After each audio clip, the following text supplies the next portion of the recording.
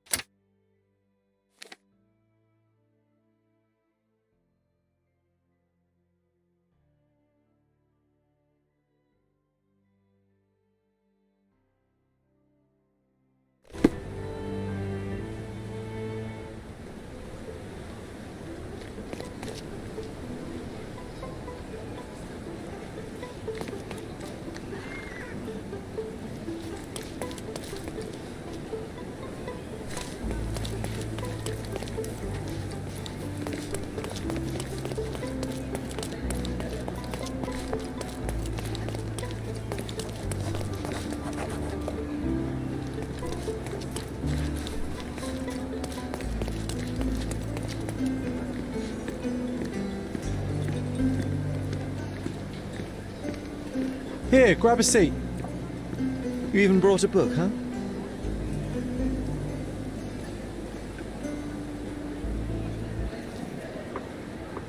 May I have... Same as always. You just don't give up, do you? Oh, come on, let's get closer.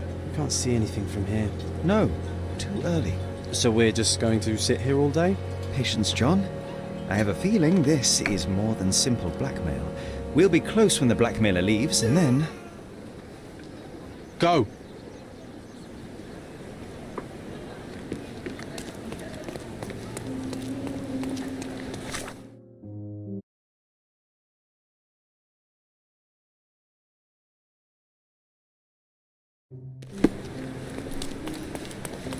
Hey. Oh, not a pretty sight, this.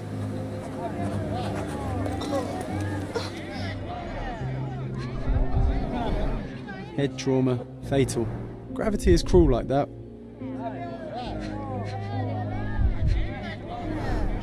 He was stabbed several times before he fell. The shape of the wounds suggest a curved blade. The knife is missing.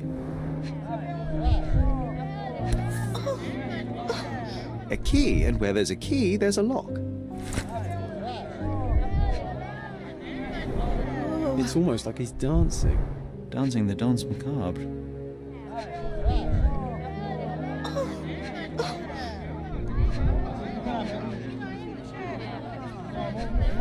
Oh my goodness. Who's it?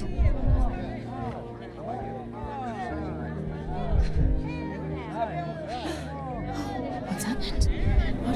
Who is it? A rather frivolous accessory for a military man. Shame it's all bloody now. No signs of life, no pulse. I'm declaring Corporal Ridley dead.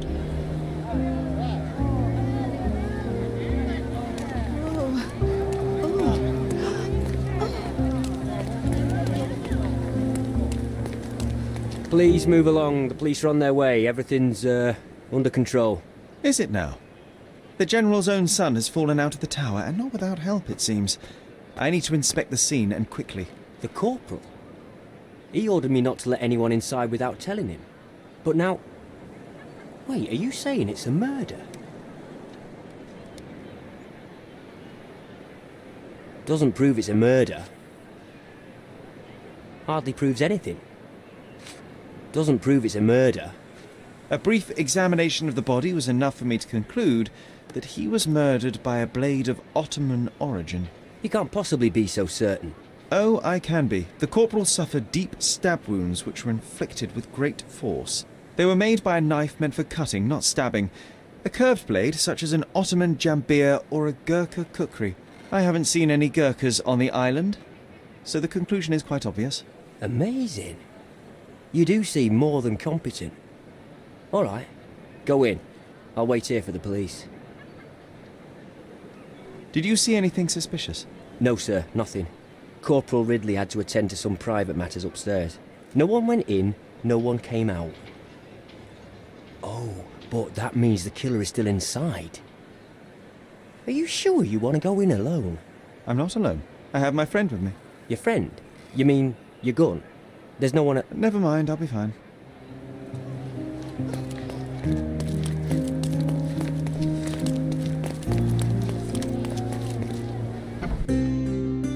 The killer's gone, vanished into thin air.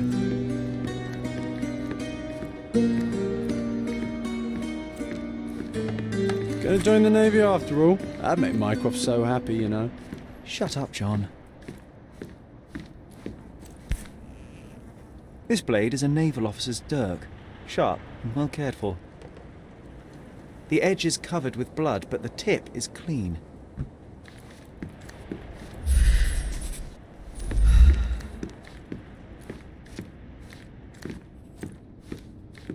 This cigarette is still smouldering.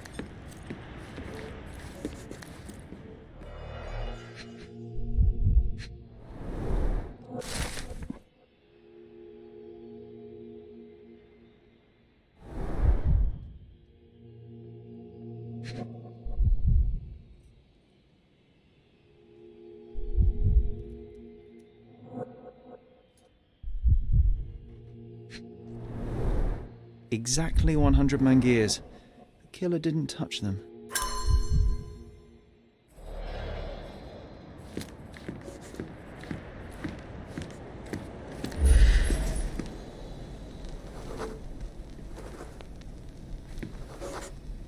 Can you smell the body odour, John? Someone's been hiding in here. Someone sweaty. Unless it's a laundry chest. But then it's a different mystery altogether. The case of the vanishing sweaty pantaloons.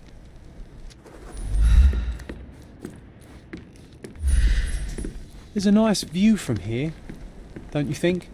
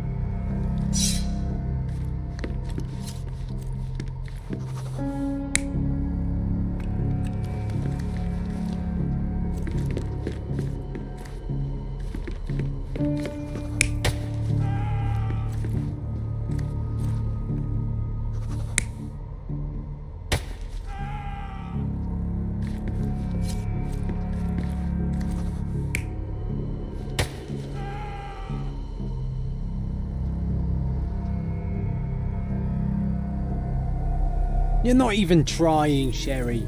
Concentrate.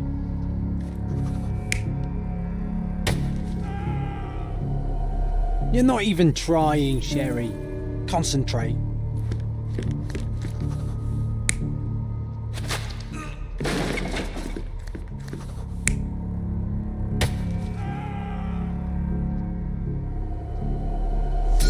Ridley was attacked by his blackmailer, but before being pushed out the window, Ridley managed to wound him. The killer must still be bleeding.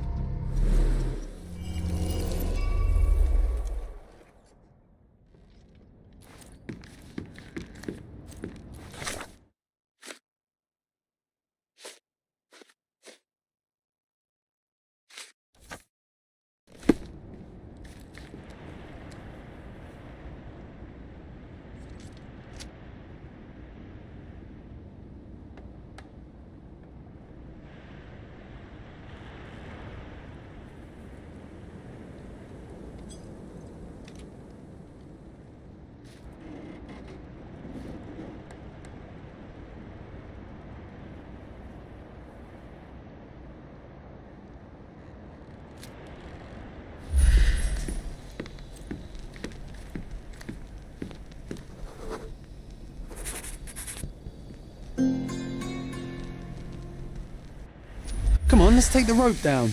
I'd rather take the stairs. Ah, what a bore.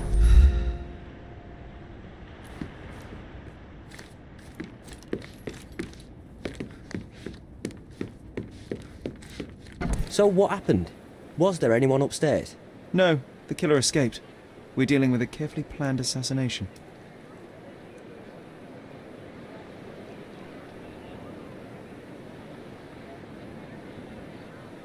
Do you know if the corporal had any enemies?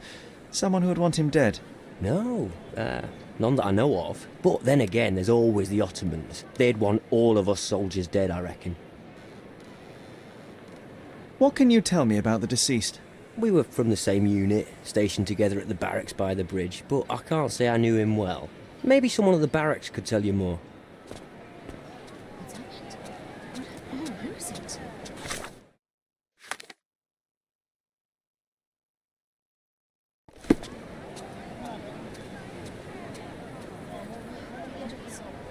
Oh, who is it?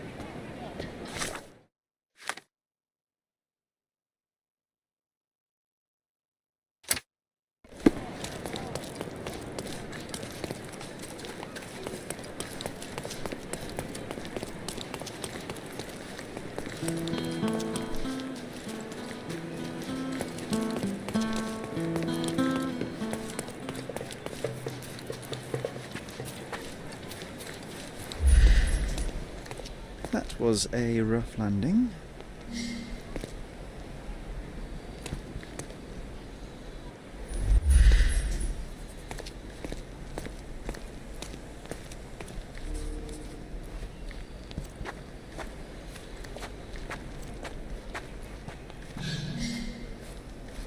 Wow. Amazing, right? Disturbing is more like it.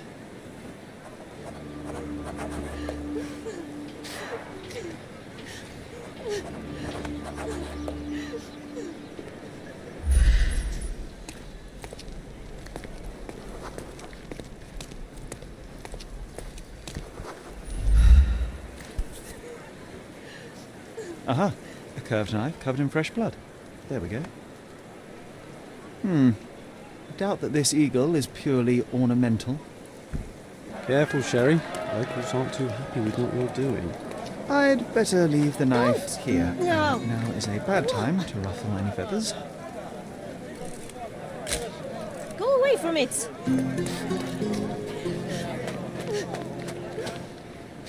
Go away! What?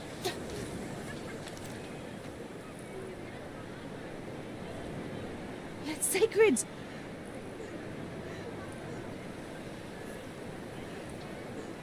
Infidel!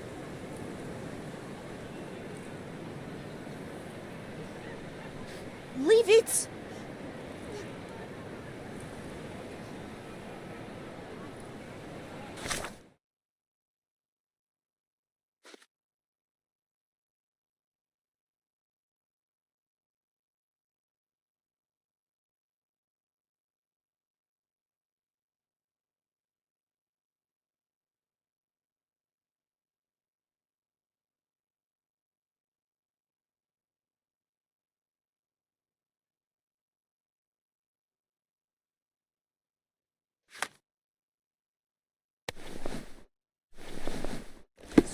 that!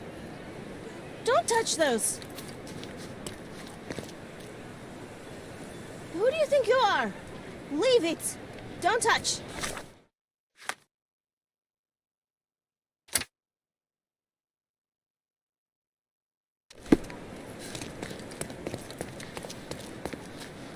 You aren't here to relieve me from duty, are you?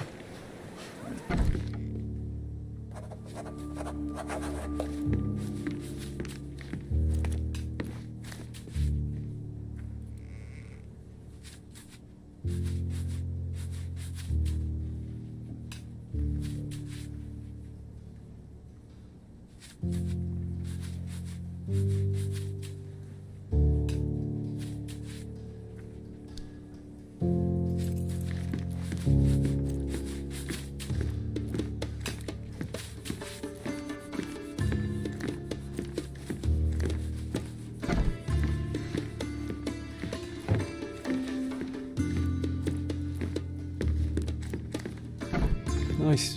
A room after my own heart. A little austere for my taste. There are scratches on the floor. The locker was moved. Being the son of a general must be difficult.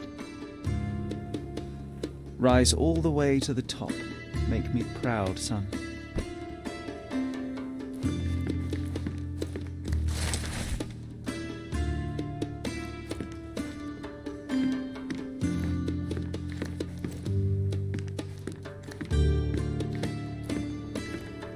Can you imagine me wearing that uniform?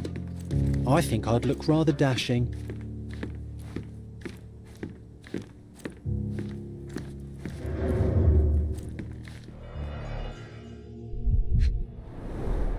That's quite a hefty sum.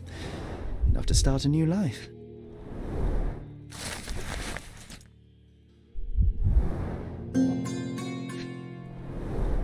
Two tickets to London.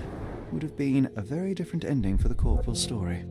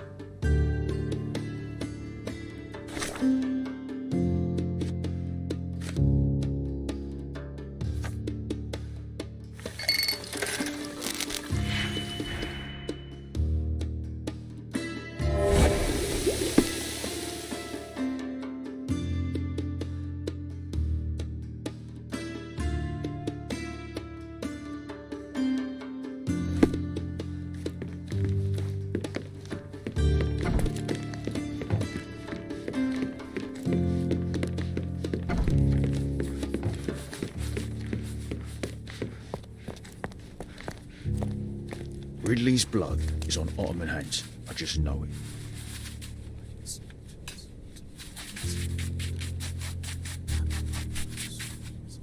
Ridley's blood is on Ottoman hands. I just know it.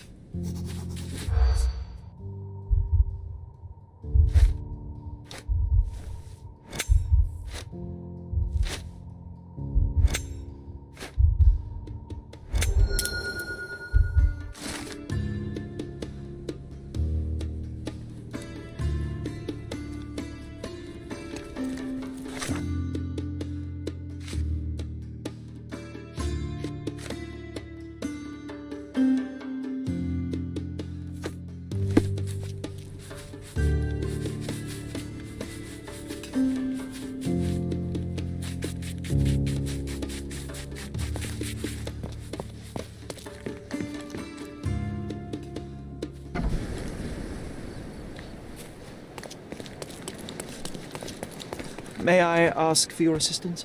Bad luck, sailor. I don't have a clue about that.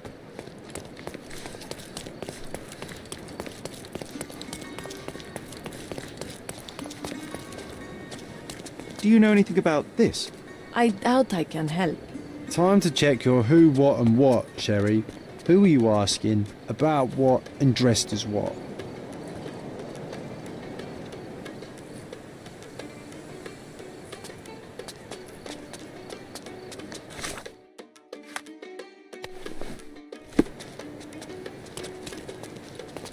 Do you know anything about this? Yes, yes. I can inform you about that.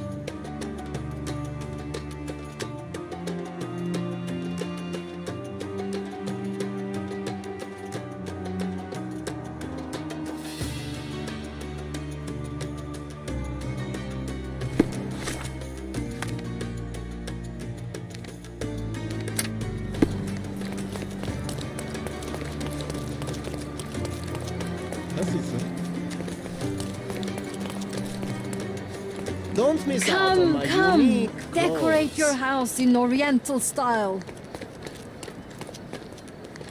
Let's pick something that suits you.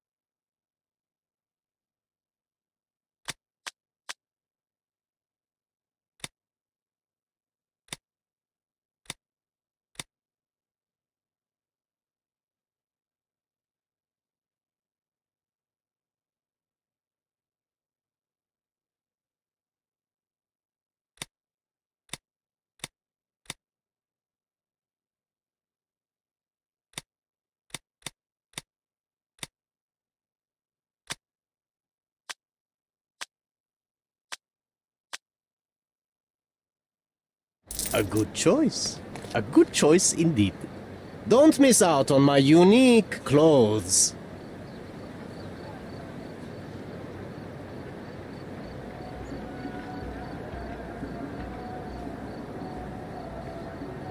Nice affordable clothes. Step right up.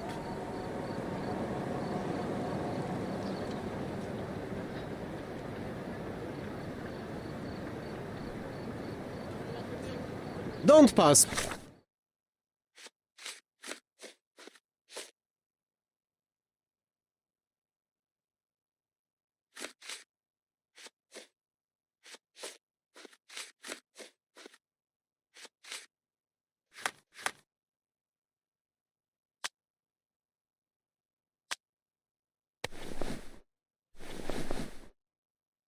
Bye. Welcome. Welcome.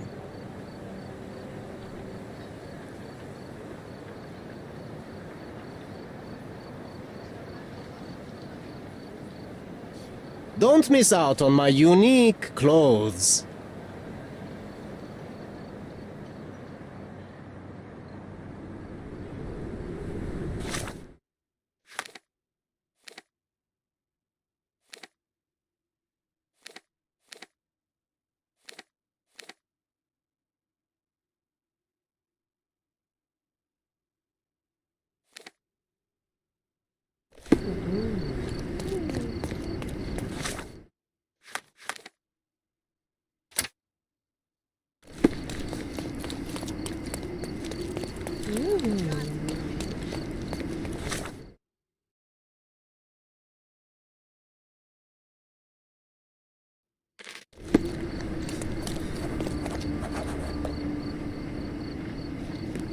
You are expected. Quickly, come in.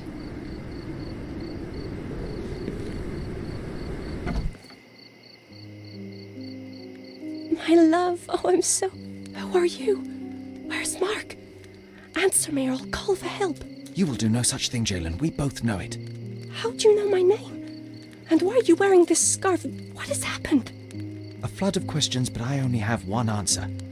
Mark Ridley is dead. No, this cannot be. You're lying. Tell me you're lying. Keep your voice down, miss. I don't have time for a lady's hysterics. Mark has been murdered, and I believe that the murderer is part of this house. No, it was a secret. We were meeting. How could anyone find out? The truth always comes out one way or another, but enough of this. Tell me, have you seen anything suspicious here? No, I heard the servants talking about blood near the main entrance, but I didn't think... This is too much for me. I can't. Why did you have to be so mean to her? I wasn't mean. Now is not the time for pity. Is that you or your reptilian brain talking?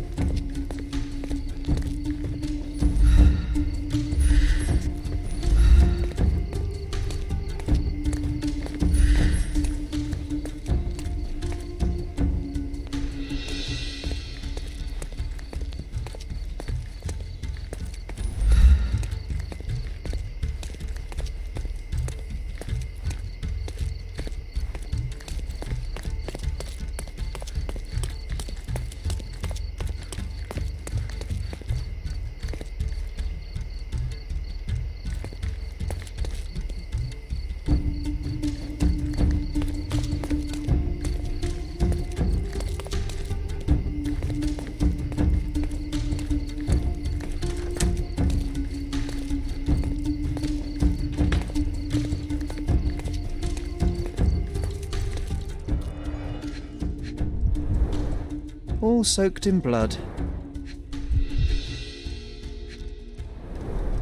A pile of fresh clothes. How convenient. Well, a fresh shirt is as good a lead as any. So, think you can identify the killer on the first try? Do you doubt me?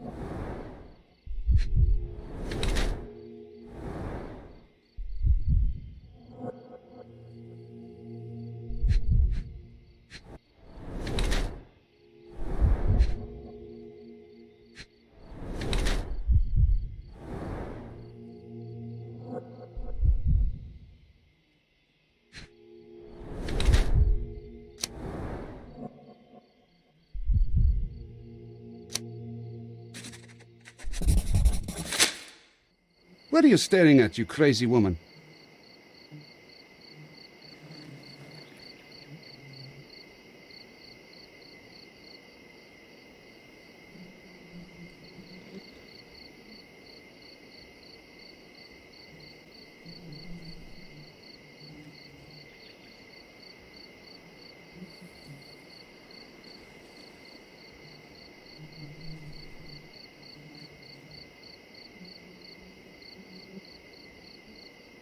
So, here you are.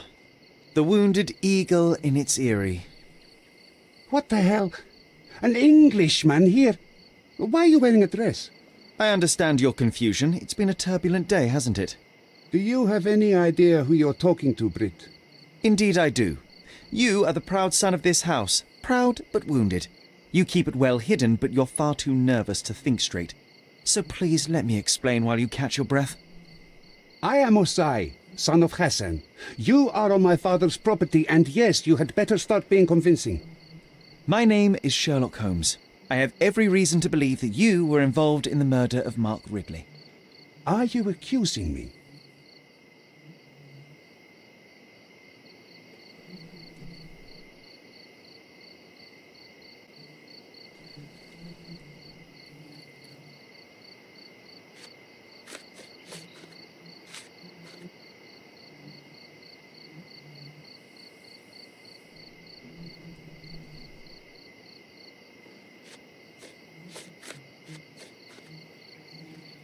That's right, I am.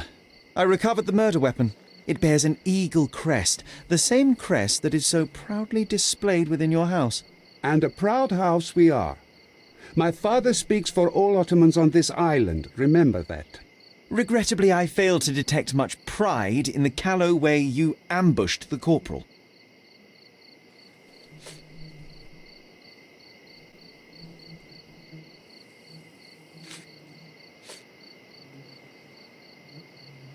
What are you saying? What's all this pickled cabbage? I'm saying, please pardon the metaphor, he was a fishbone that became lodged in your throat. You had a strong motive to see him dead.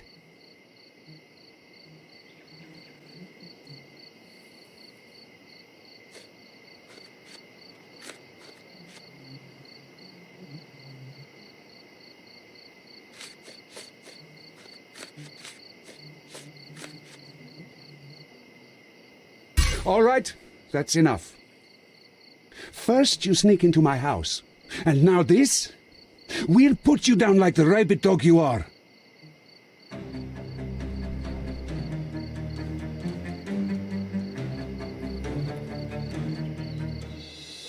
I'm coming for you.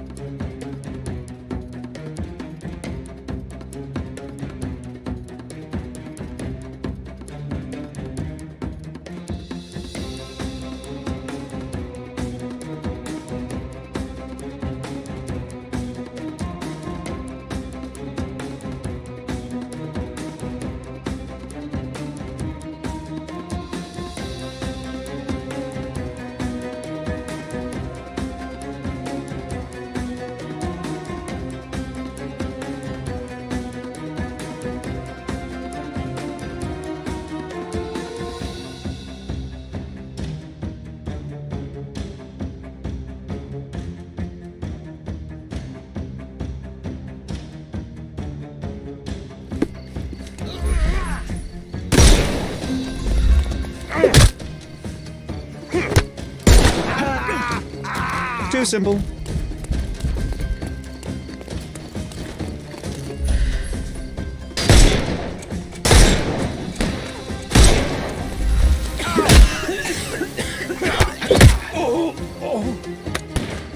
Don't cry, you'll live. The snuff's ready.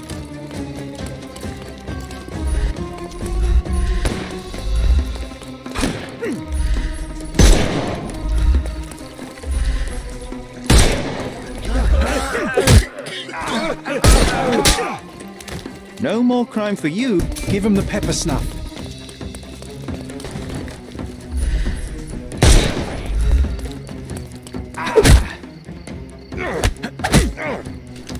Don't bother moving. You've The snuff's ready.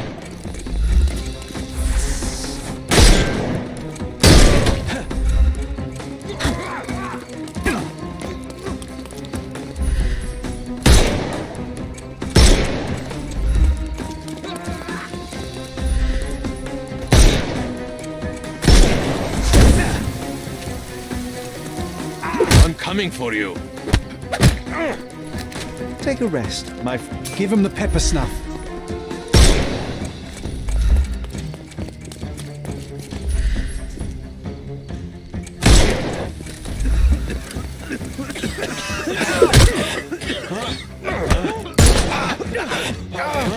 Don't... The snuff's ready.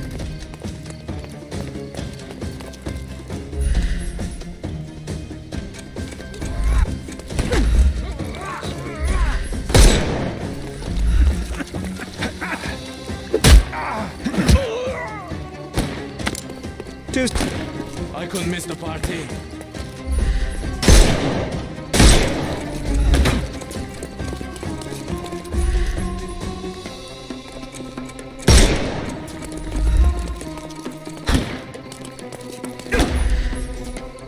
We can overcome the brute now.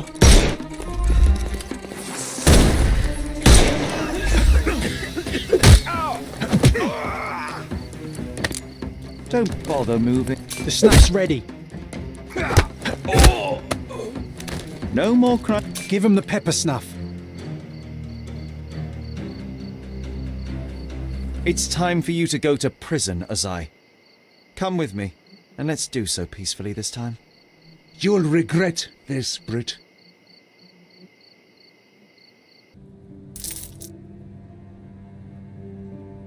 Get out of my face, Brit.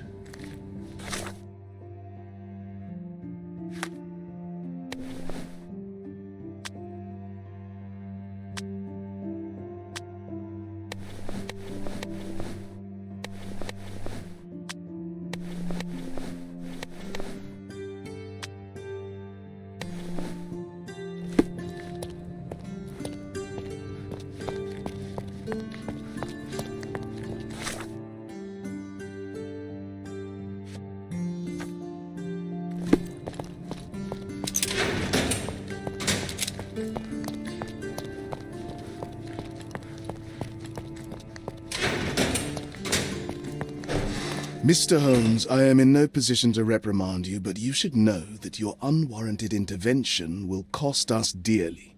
I did what I had to do. The killer was brought to justice. I didn't expect you to be so narrow-minded. You have undermined your brother's efforts, and now we will have to face the consequences. Such is the price of law and order, Mr. Estevo. Everyone must be held accountable for their actions. Law and order? You are clearly oblivious of the bigger picture, Mr. Holmes. There is no point in us discussing it further. I bid you good day. You did everything right, Sherry, no matter what Mycroft or his henchmen will say.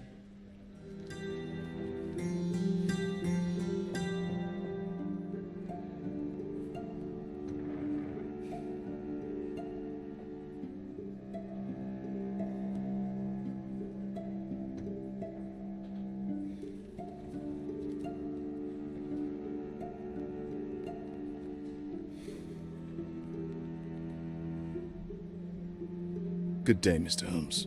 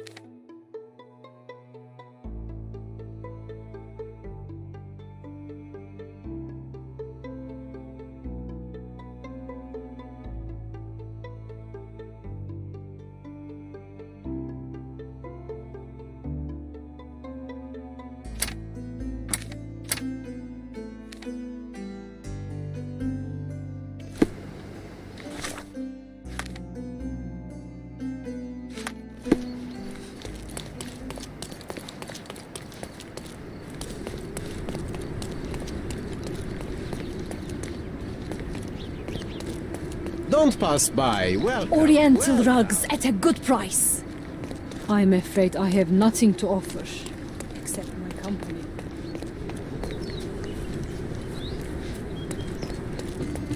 Another knife in the pillar. Another debt paid in blood.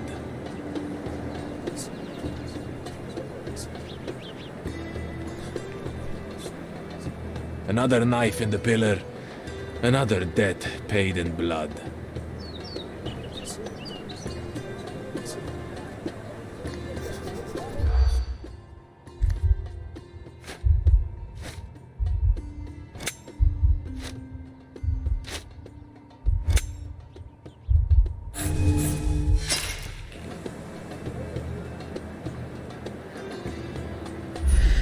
Another knife in the pillar.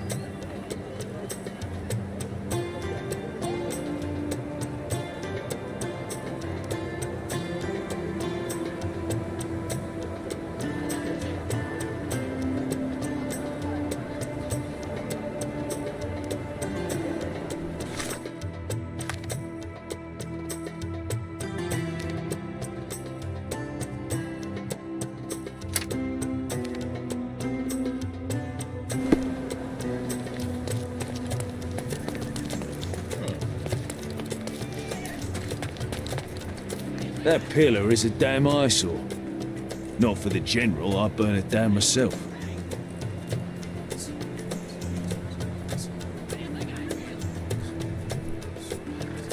That pillar is a damn eyesore. Not for the General, I'd burn it down myself.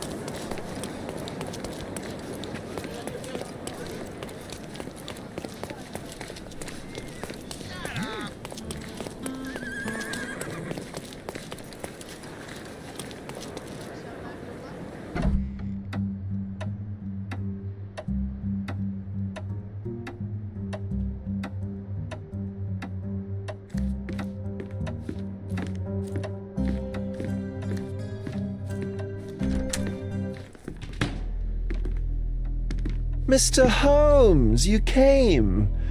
Oh, how kind. Though now, of course, I realize it is because of my game, not the works on display. It needn't be one or the other. Your man's disguise was easily debunked, Mr. Vogel, but I shall admit that you planted in me the seed of curiosity. Ah, terrific! I had no doubt you'd put the pieces together. Let us call it an opening gambit before the real game begins. So, this little game of yours, what's it about? An enigma to solve. A locked area in the basement with no windows found brutally vandalized. I have no clue how it was possible.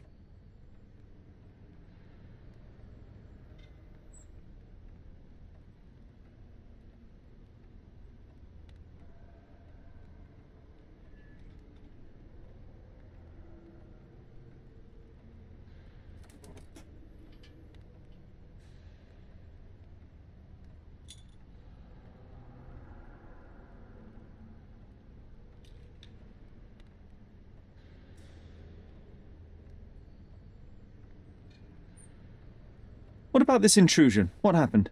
Last night, I was about to leave the gallery when I heard a noise downstairs. I went to the basement, but I didn't see anything out of the ordinary. It was admittedly a rudimentary inspection. It is not uncommon to get rats down there, so seeing nothing of note, I left and locked up the building.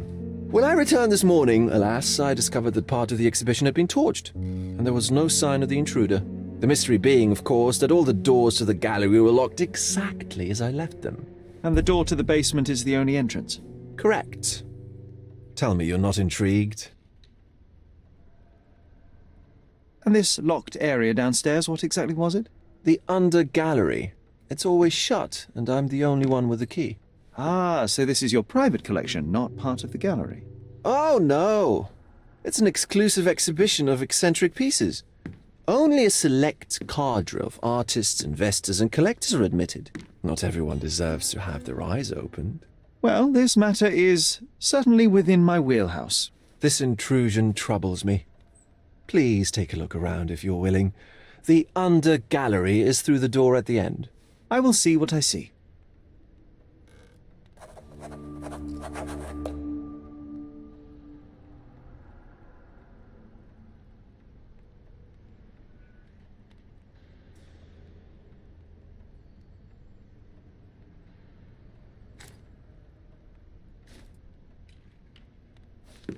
I wish I could show you the gallery under different circumstances, but life is beautiful in its unpredictability, isn't it?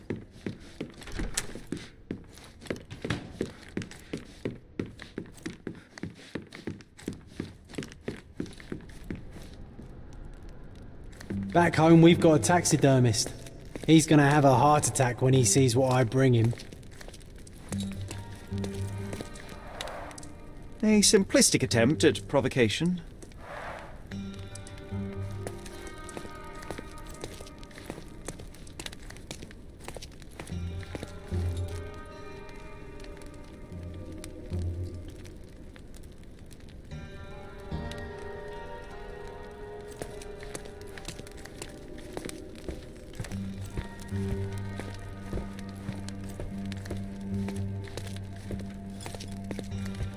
A true artist never shows an unfinished piece. A true artist never shows an unfinished piece.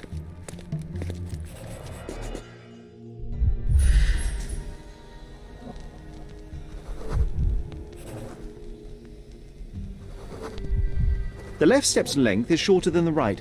It indicates that the walker was lame. Old, and hasn't been used for a long time.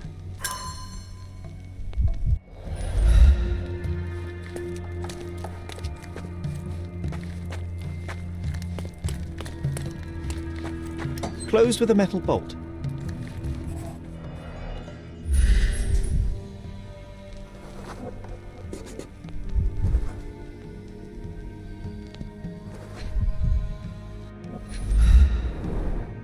Footprints. Size 9.5.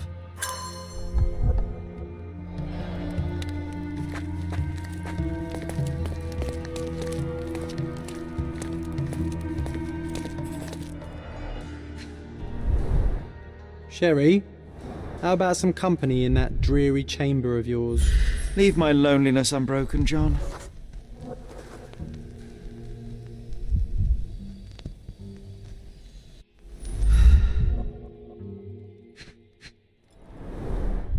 A handprint of the thing from another world.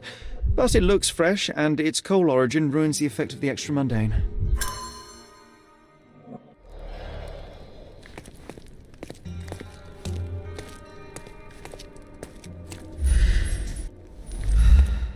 Sodden and mould-ridden.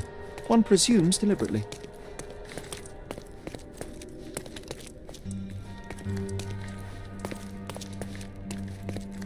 The parasites of creativity. Or just a reflection of the artist's recreational interests.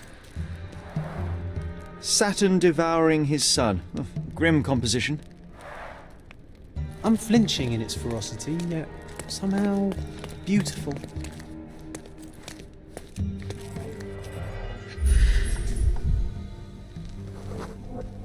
Ugh, sheer vandalism. Only an ignorant person could do such a thing. Coal fingerprints. I think we're looking for a man with a coal moustache.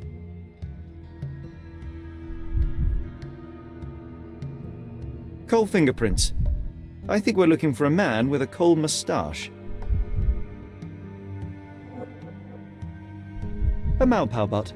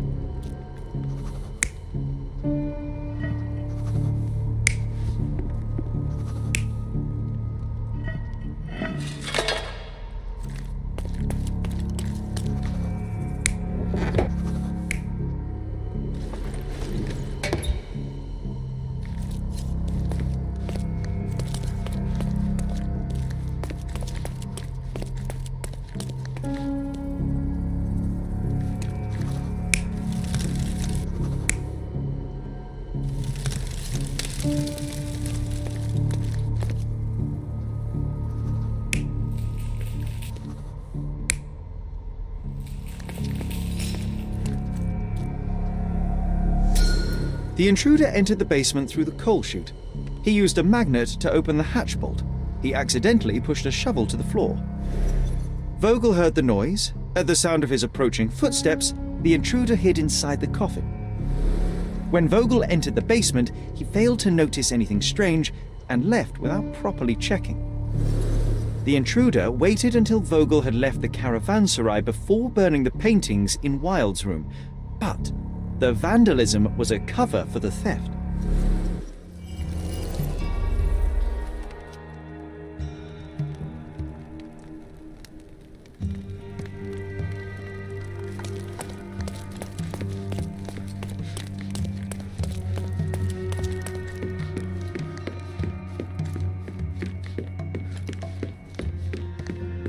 You sure you don't like art, Sherry?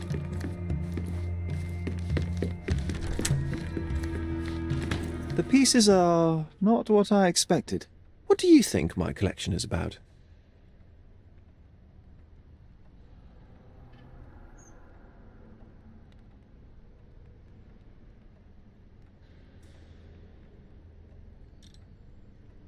Dozens of priceless works amassed simply for the sake of it and presented without care. It's not about the art, it's about excess, yes? I don't know. Well, that's absurd. Of course you know. It's your gallery. There is no one answer, no singular truth, but many filtered through the subjective mind. That forgetting, embellishing, lying machine. Besides, what's wrong with a lie if it makes life more interesting? What's wrong with a lie? It corrupts the ability of others to behave freely and rationally. Men never act freely and rationally anyway. It matters not what is or isn't in the end. The only important thing is how you feel. And I simply want to feel and consume as much as I can. Don't you?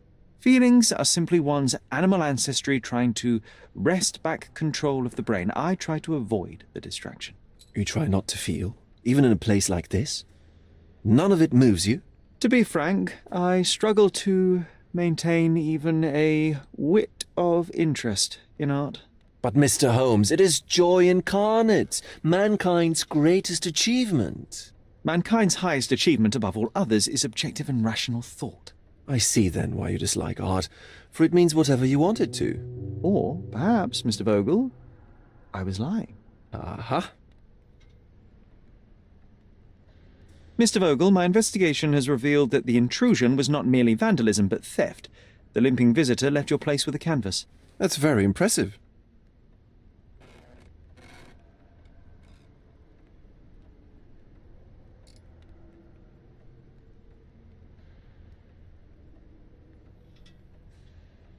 The intruder entered the basement through the coal chute.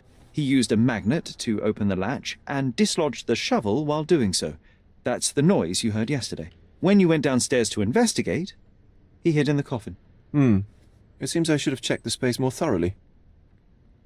The fire was a clever attempt to hide a stolen painting, even if it didn't fool me. I found the remnants of an empty frame in the pile of ashes. The canvas had been removed.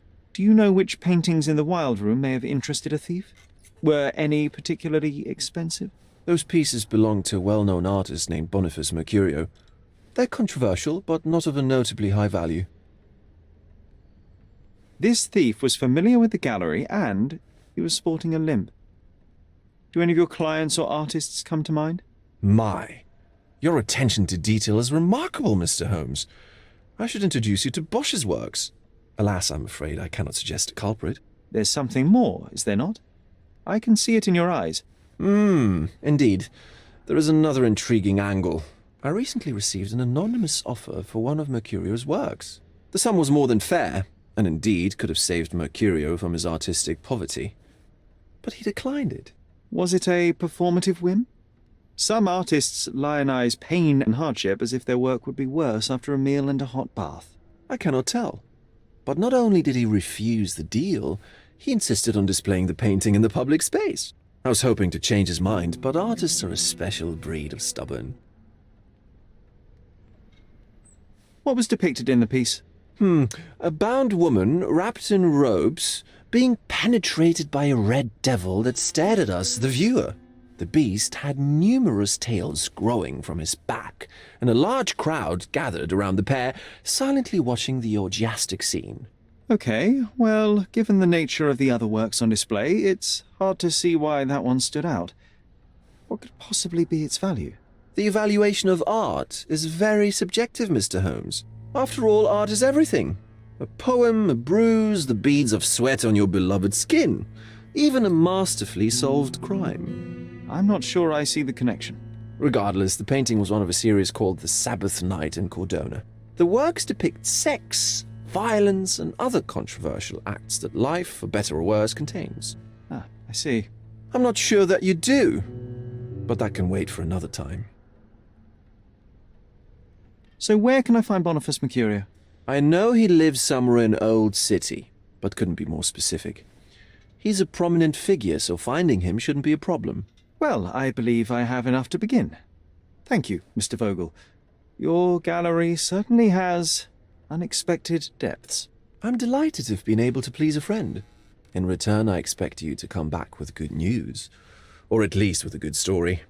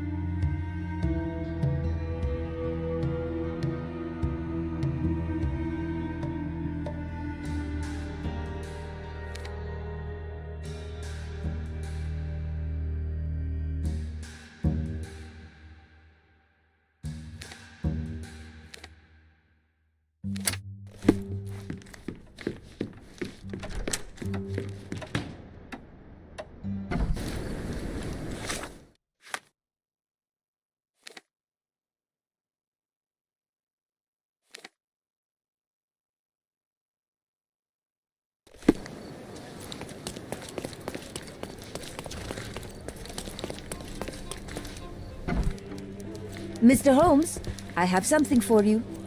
Mr. Holmes, I see what you're up to.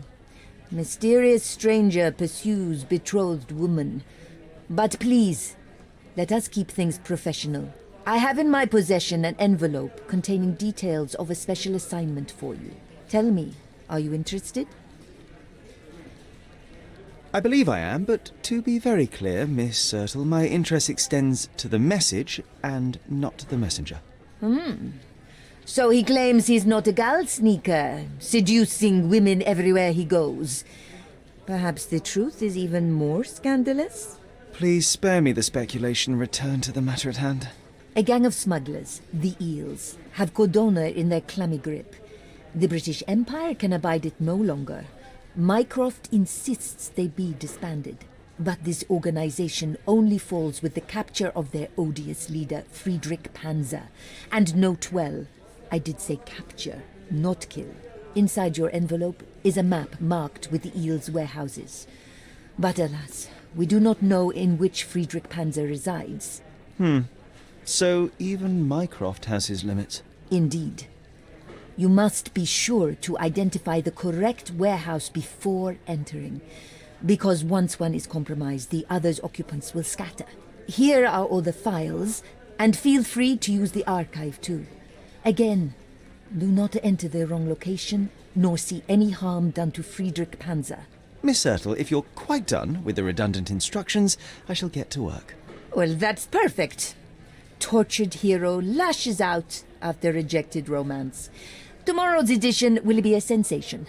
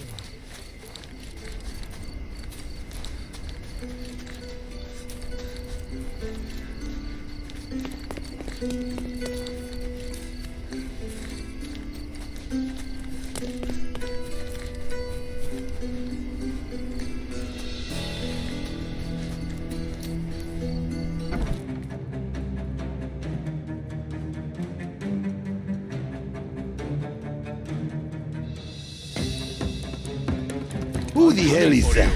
Get him! I couldn't miss the party.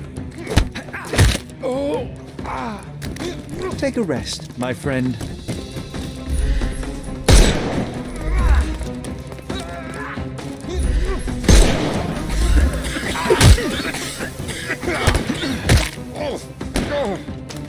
Don't bother moving.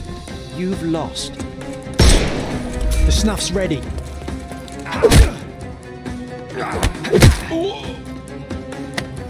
No more crime for you, and give him the pepper snuff.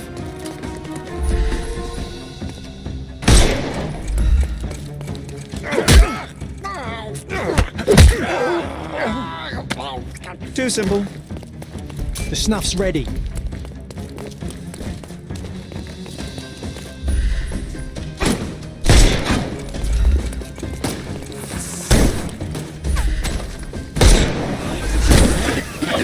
I'm coming for you.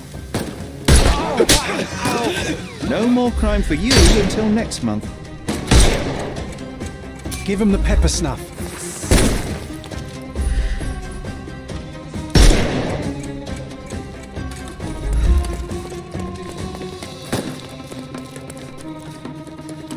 Just die. Time to knock this guy out. Take a rest, my friend. He's all yours now. The snuff's ready.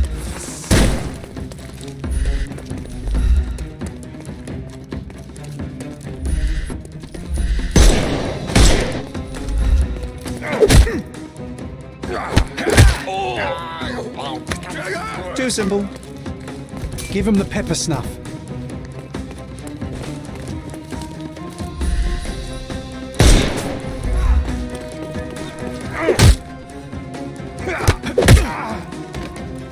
Take a rest, my friend. The snuff's ready.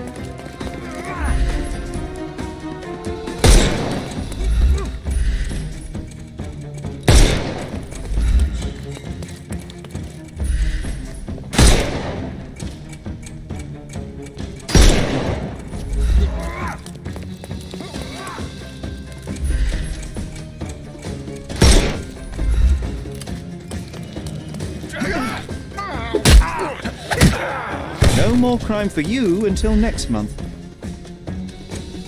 Give him the pepper snuff. Time to knock this guy out.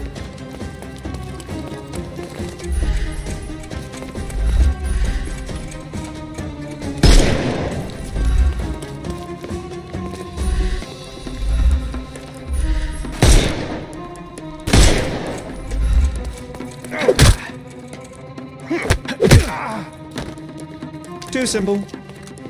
The snuff's ready. I'm coming for you.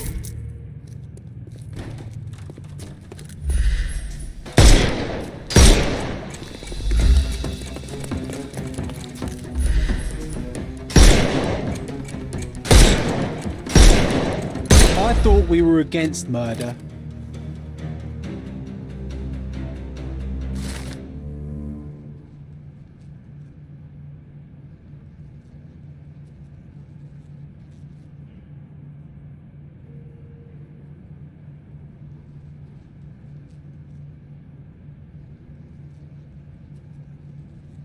Well,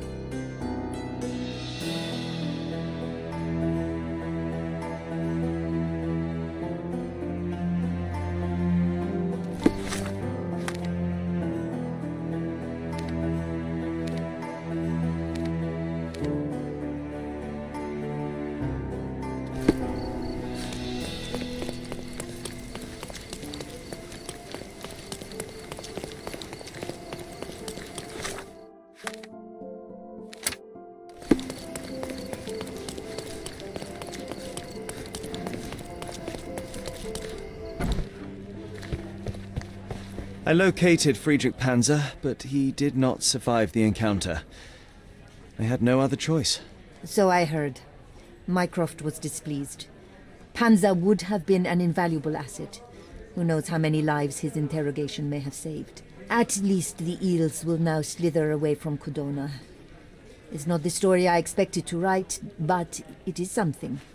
Since you're here, Mr. Holmes, how about an interview? Strictly on background? Get to know the real you. Mycroft is rather tight-lipped, as you know. Information is Mycroft's currency, and he does not disperse it lightly. He will tell you a barefaced lie without hesitation if it advances his cause.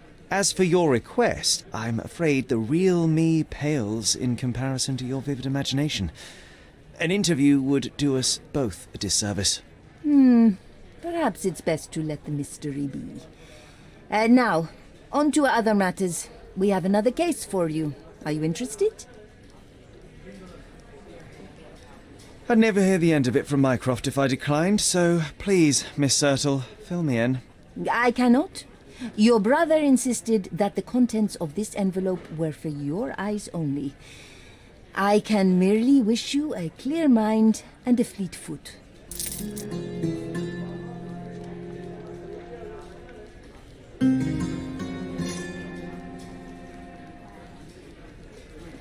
I'll let you know if something else comes up.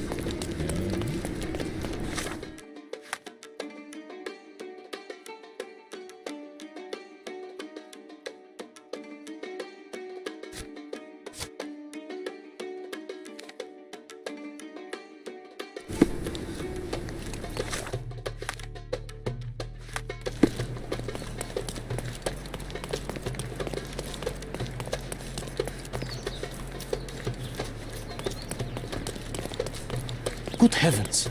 You heard?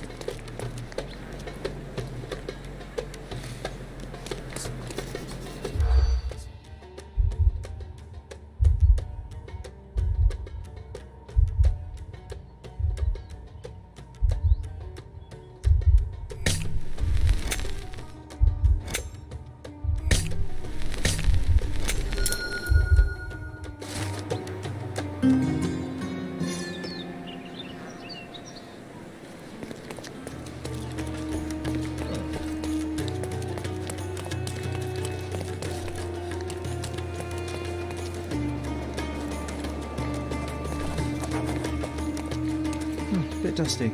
Hasn't been touched for a couple of days.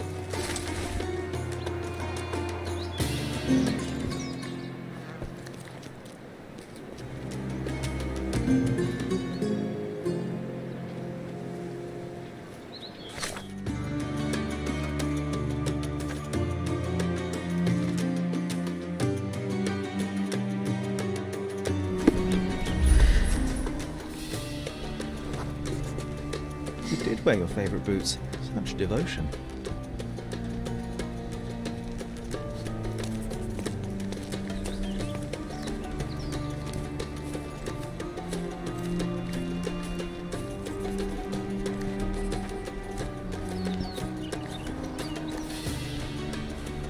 Angelo's footprints end here, abruptly.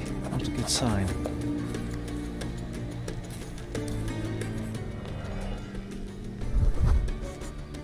Someone had to stand here for a couple of hours at least. 11 cigarette ends of the same brand.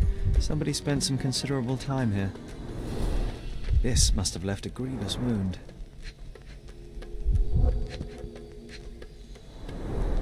A colourful piece of fabric as a bookmark. An elegant decision. A hasty job by an amateur, but Angelo was taken by surprise nevertheless.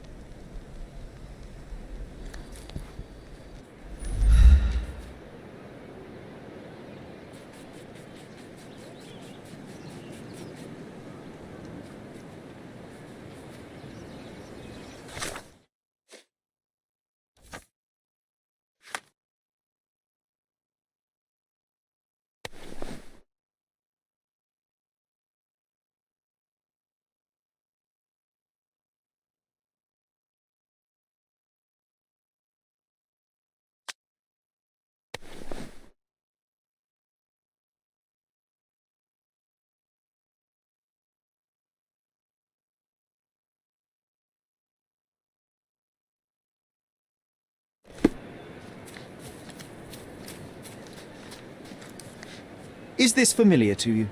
Of course. Let me help you.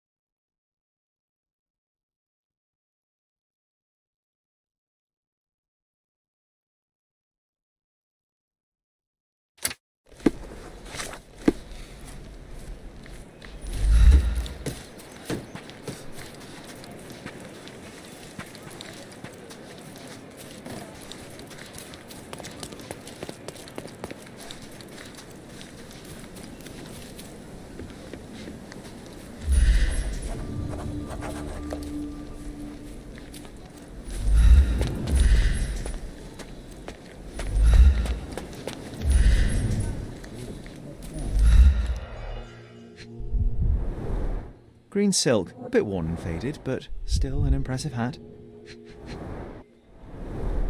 Someone desperately tried to stop the bleeding. I think I found the place where they took Angela.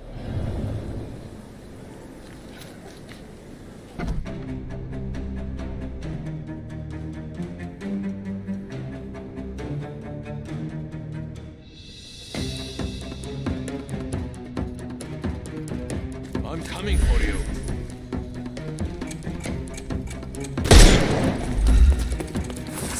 I couldn't miss the party. Too simple.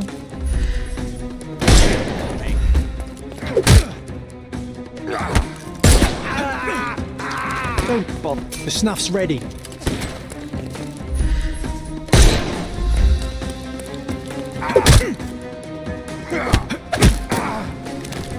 Don't cry, you'll live. Give him the pepper snuff.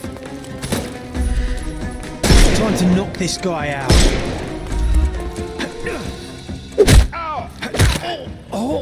Too simple. The snuff's ready.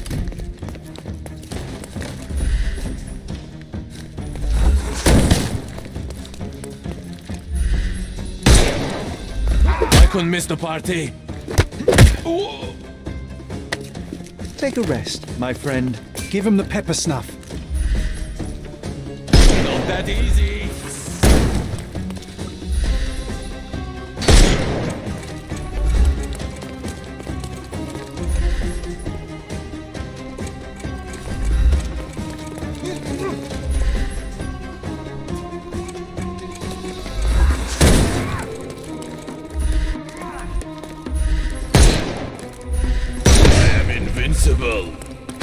I couldn't miss the party. Too simple. The snuff's ready.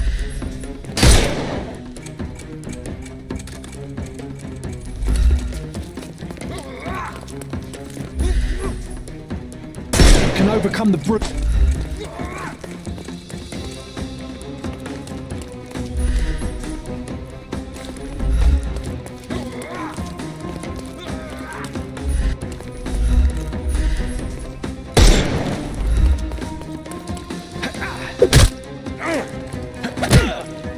No more crime for you, and give him the pepper snuff.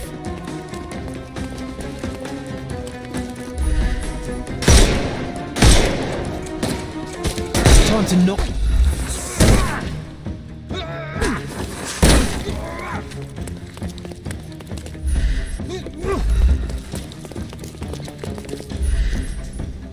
It's all yours now. Go for it.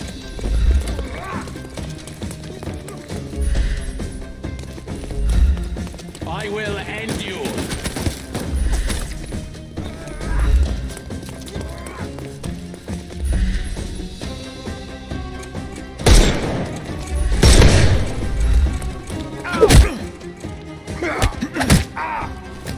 too simple. The snuff's ready. Don't bother moving. Give him the pepper snuff.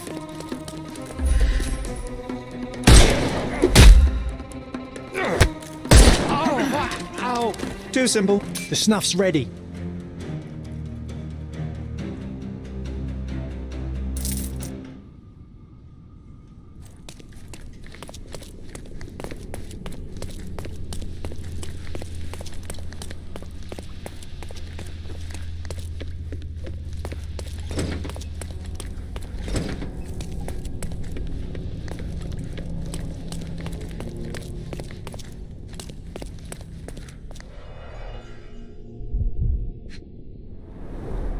They were tracking down Angelo.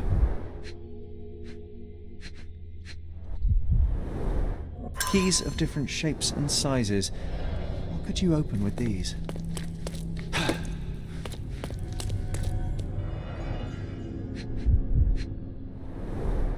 Severed finger. No one deserves such cruelty.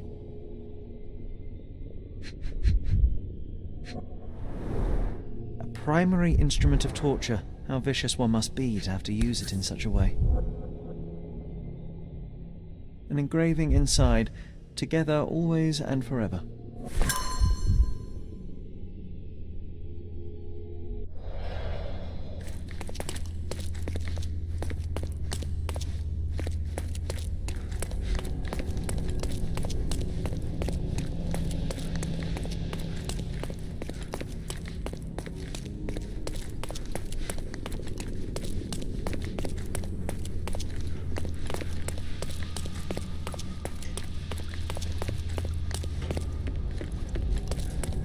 The bandits had as much fun as they could. The bandits had as much fun as they could.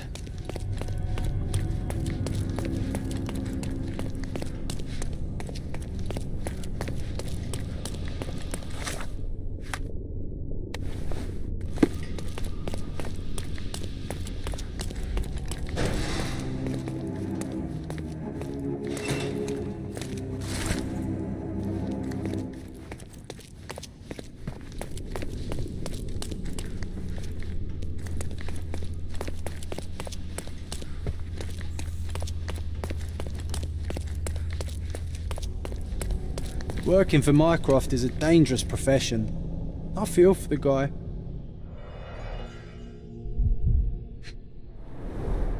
He sustained a great many injuries.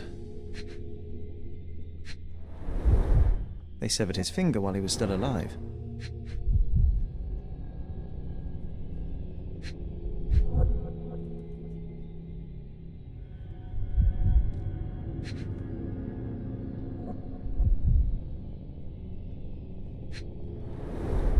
At last, I found you, Angelo. Mycroft should know about this.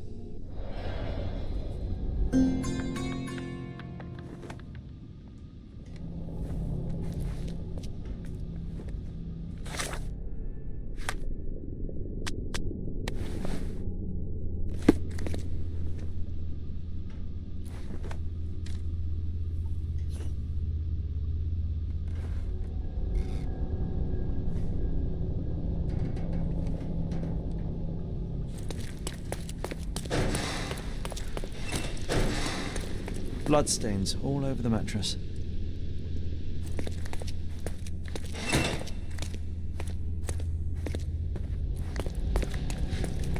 Bloodstains all over the mattress.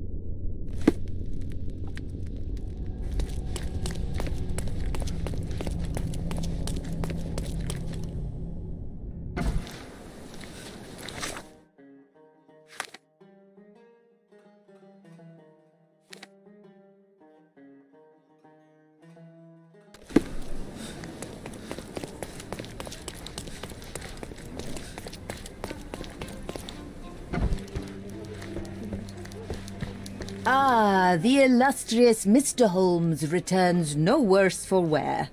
And with a gripping tale to tell, no doubt. While the matter proved rather simple in the end, I'm afraid the details are not for your ears, nor your readers. How very tantalizing. Your brother asked that I collect your report, and a book if you obtained it. Here is my report, and Miss Sertle. He will know if you opened it. I couldn't find the book. Mycroft will have to do without. He is not someone accustomed to failure. Well, if it truly matters, the man can go and hunt for it himself. Is that it? There's something else. I found a ring belonging to one of Mycroft's men. Did he mention anything further? Alas, no. Well, the man was a hero. Protected the secrets of the British Empire. Here, please deliver this ring to Mycroft. I'm sure he'll know what to do. I don't understand. Miss Sertle, I'm afraid neither do I. This is his ring. My Angelo's ring. Angelo Dondolo is your fiancé. My God. Your brother told me Angelo was sent to Roma. What happened? Where is he? There's no need to worry. Angelo's mission was covert. He probably left the ring deliberately. I suggest you carry on as normal for Mycroft. Well, if you trust your brother, I suppose you're right. But I do worry. It's not Angelo's way. Thank you for the ring, Mr. Holmes.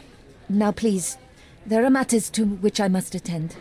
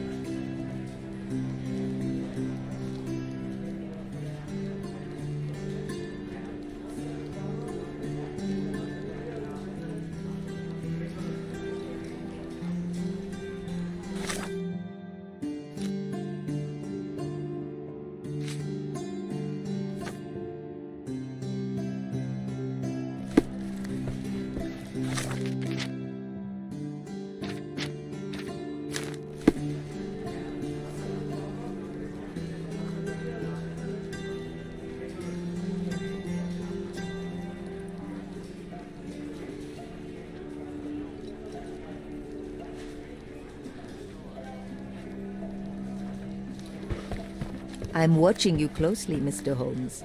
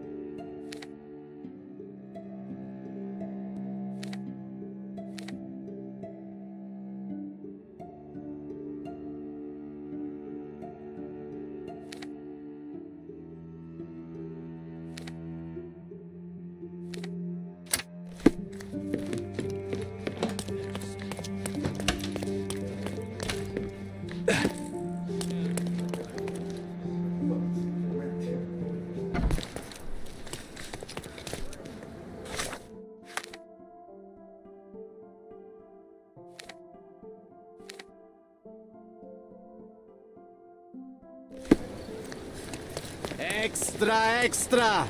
The strike of the eagle! Authorities are barely containing the...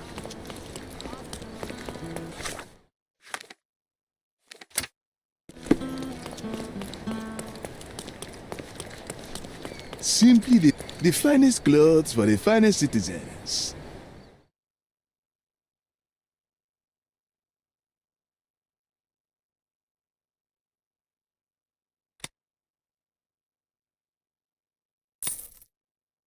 A perfect choice.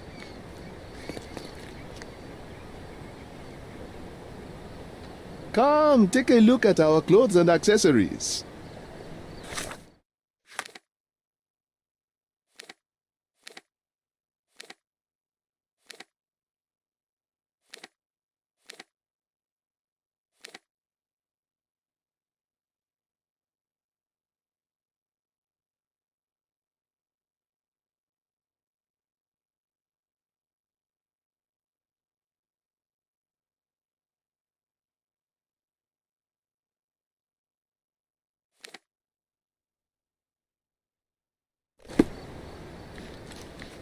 Extra! Extra!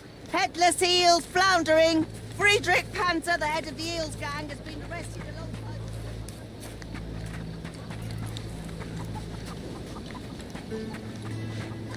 Is this familiar to you? Hey, you're a lucky man. I know about this.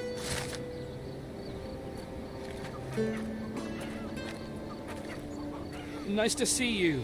Oh, wonderful day. What nice weather.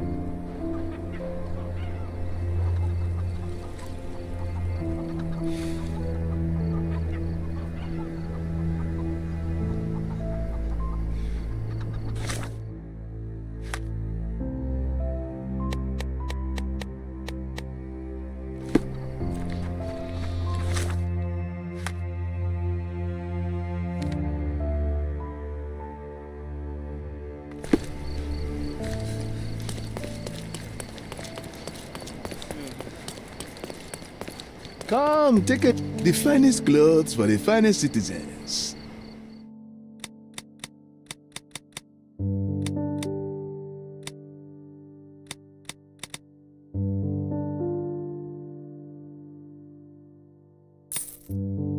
A perfect choice.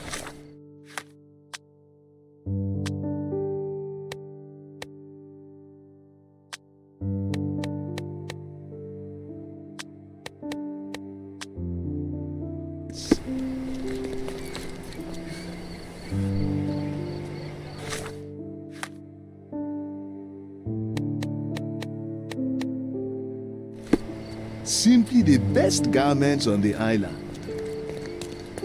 The finest clothes for the finest citizens.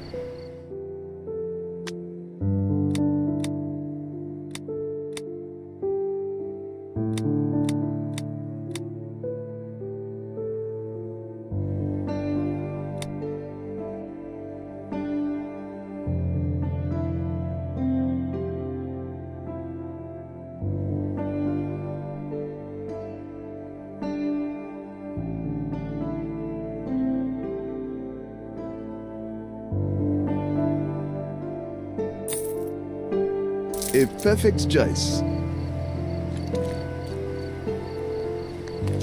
Simply the best garments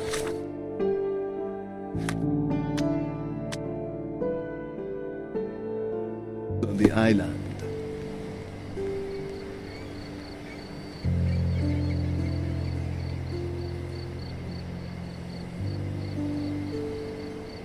Come, take a look at our clothes and accessories.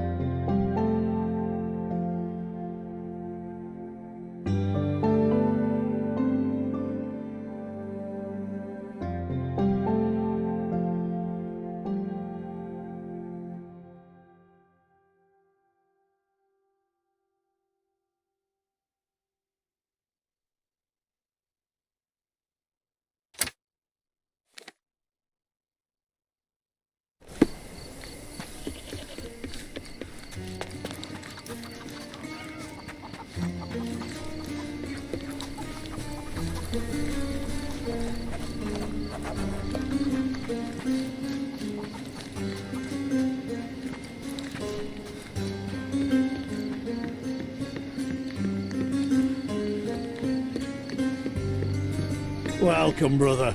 You can always find food and shelter here.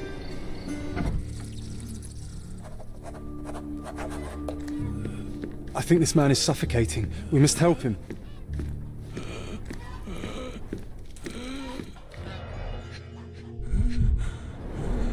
He has trouble catching his breath. His dry, hacking cough is getting worse by the second.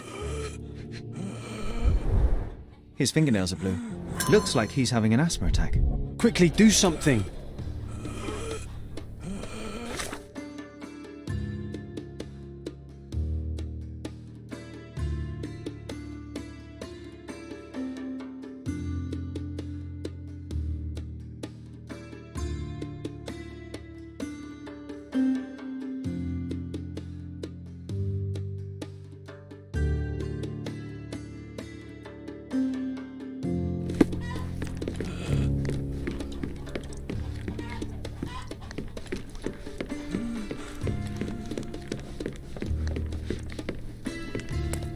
Look, here's some medicine. Could be useful. Aha! Ether. That can stop the asthma attack. A strong painkiller, but it won't help with asthma. Acetylsalicylic acid. Useless.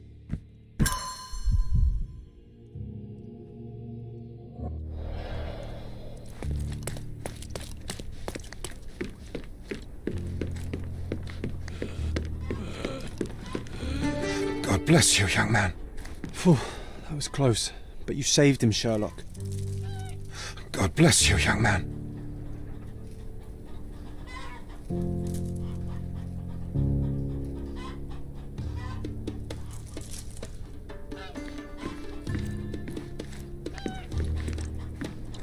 Different sizes, different colours. Some clothes are new.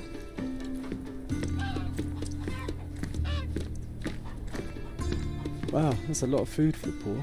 The gang might feed them, yes, but out of whose pockets does this all come? Wow, that's a lot of food for the poor. Could you help me? I'd rather not talk to a person like you. Nothing personal.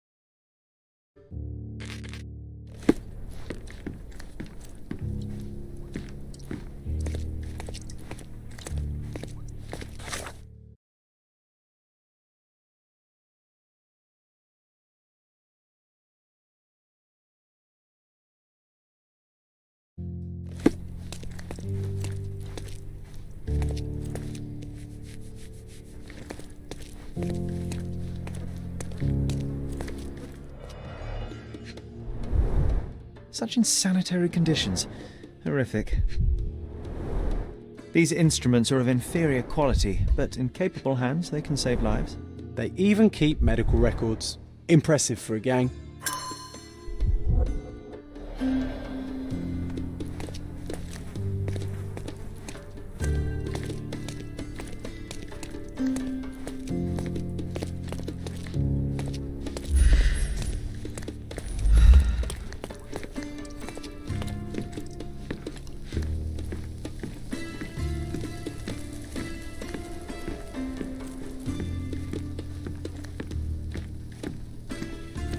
The boss has a lot of work on his plate.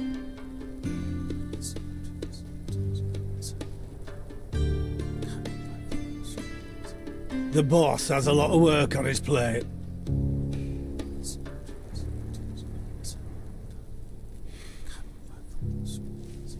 The boss has a lot of work on his plate.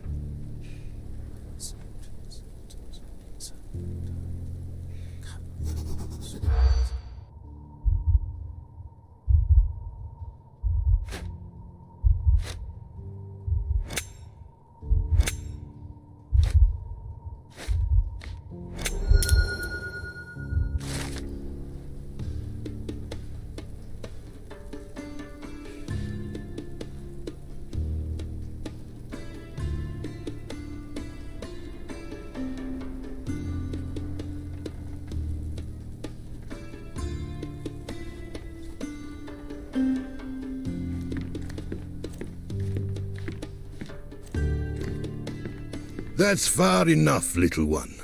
The boss is busy. But I need to speak to him. It's urgent. I'm sure it is. Look, there's going to be a fight in the arena today, so unless this building's on fire, it will have to wait.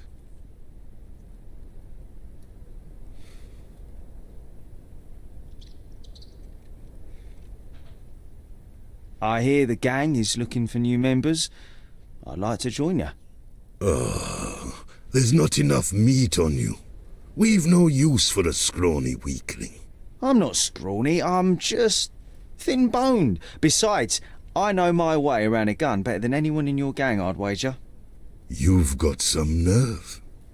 See those bottles over there? Go on, shoot them. Show me how good you are.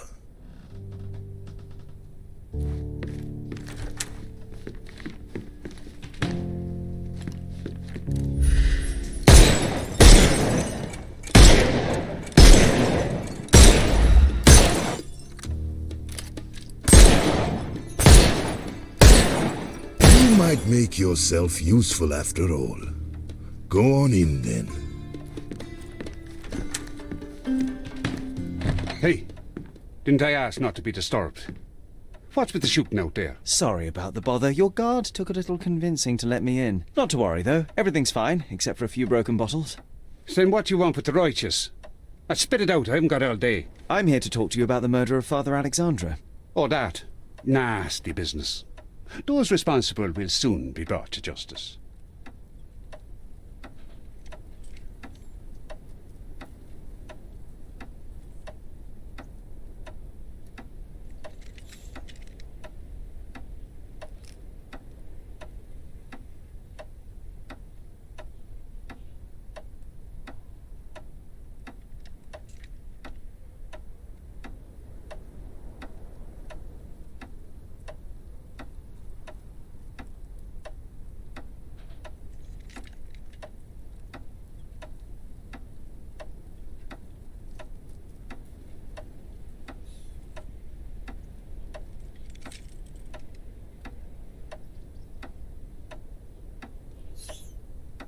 Killing the priest doesn't strike me as very righteous.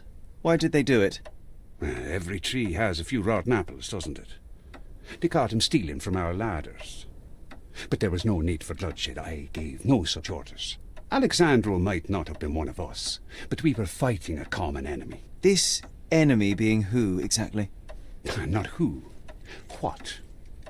Poverty, inequality, and justice. We follow our law just as Alexandro followed his God's commandments. What do you mean by justice? I doubt that you're planning to turn them into the police. Of course I'm not. They will receive their punishment in the arena of justice. So you're going to kill them just like that? Watch your mouth, boy. I'm not a murderer. They brought it upon themselves. The law applies to all. The murderers must be arrested, not lynched. Let me take them to prison. Do you have some guts to barge in here and make demands? I don't know you, boy, and I don't care why you want to save their hides. But that is not happening. Listen, I want them to pay for what they've done, but making them fight for their lives is savagery. Savagery? So you think rotting in a cave, suffering daily beatings from the pigs, only to be eventually hanged and dumped in a gutter is better? You say you want justice? Fine, go down and fight. Let the arena decide. Whatever you do to them, or they do to you, will be just. That's my only offer. Take it, or get the hell out.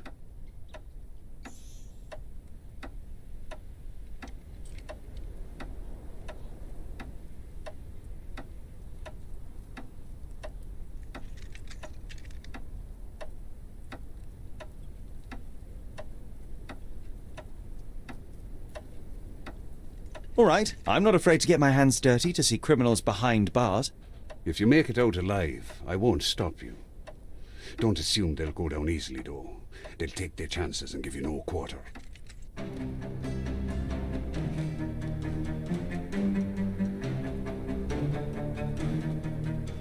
I'm coming for you.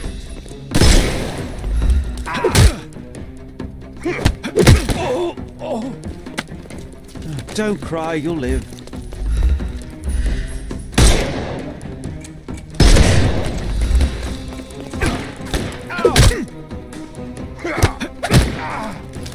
Don't bother moving. Give him the pepper snuff.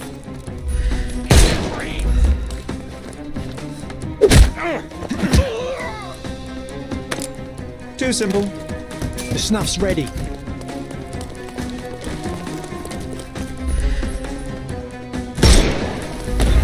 I'm coming. Don't bother.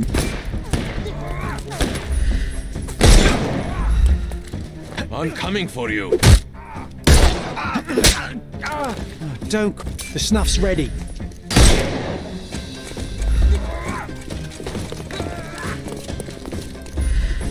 Back! Coming. I couldn't miss the party. Give him the pepper snuff.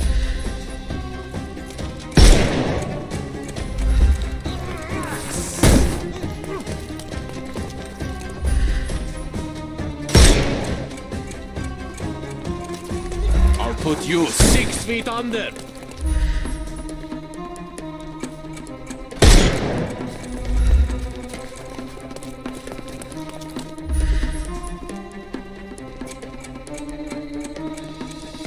Time to knock this guy out.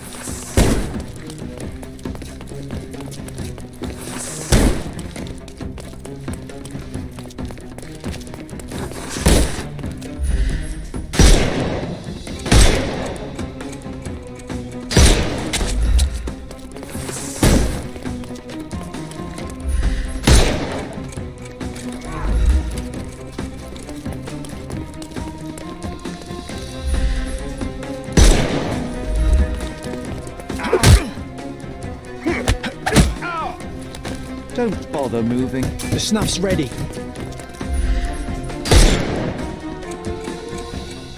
You can overcome the brute now.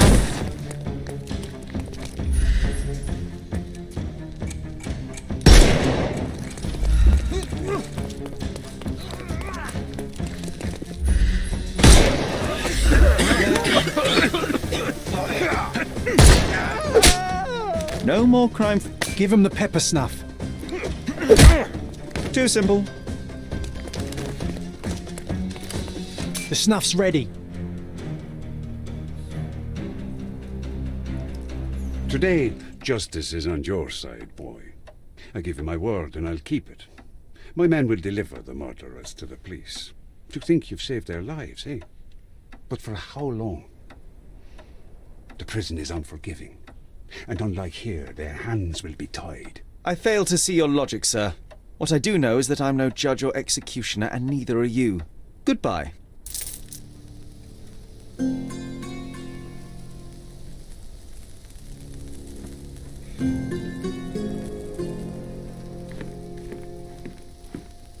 Go on, off with you.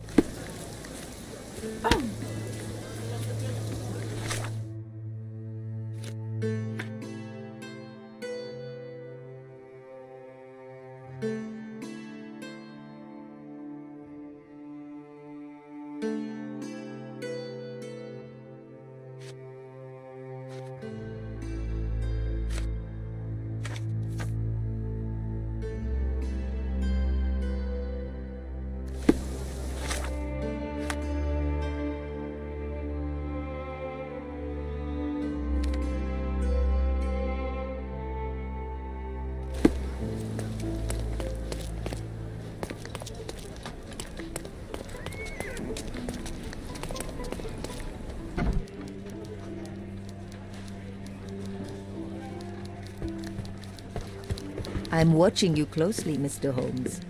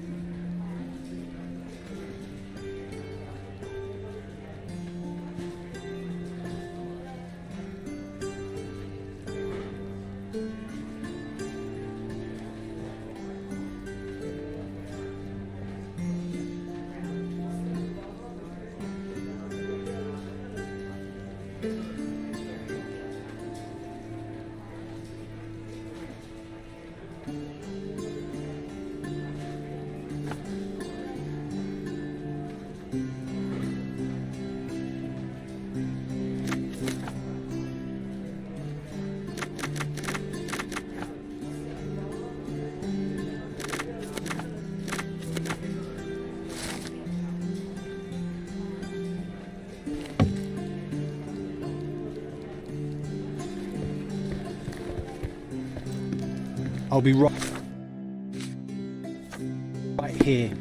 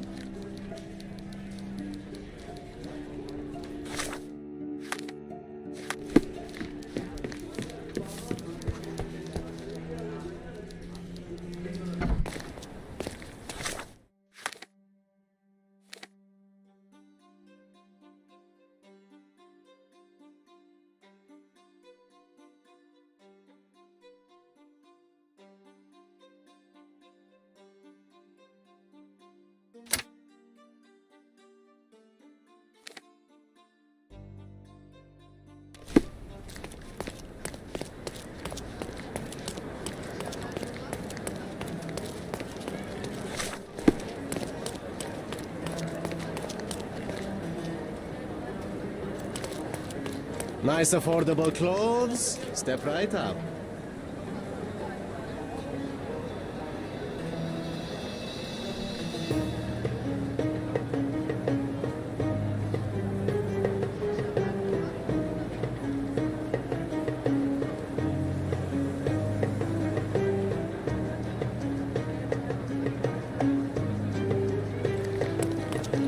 Don't pass Come, by. come. Welcome. Welcome. Decorate your Let's pick house in something that Oriental suits you. style.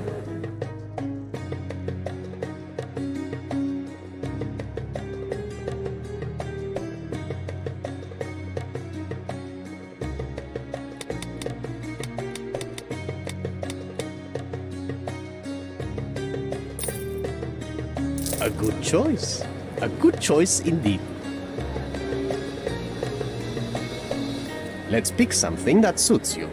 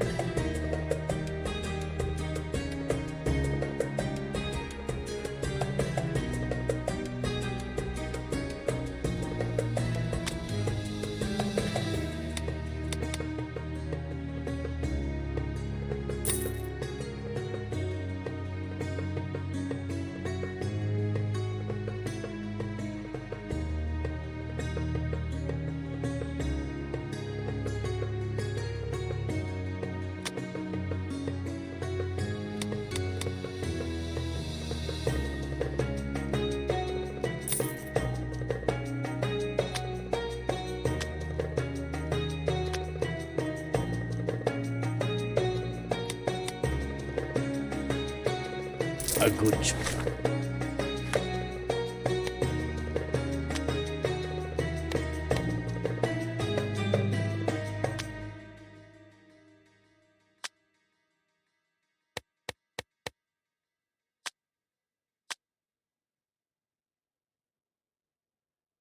choice. A good choice indeed. Let's pick something that suits you.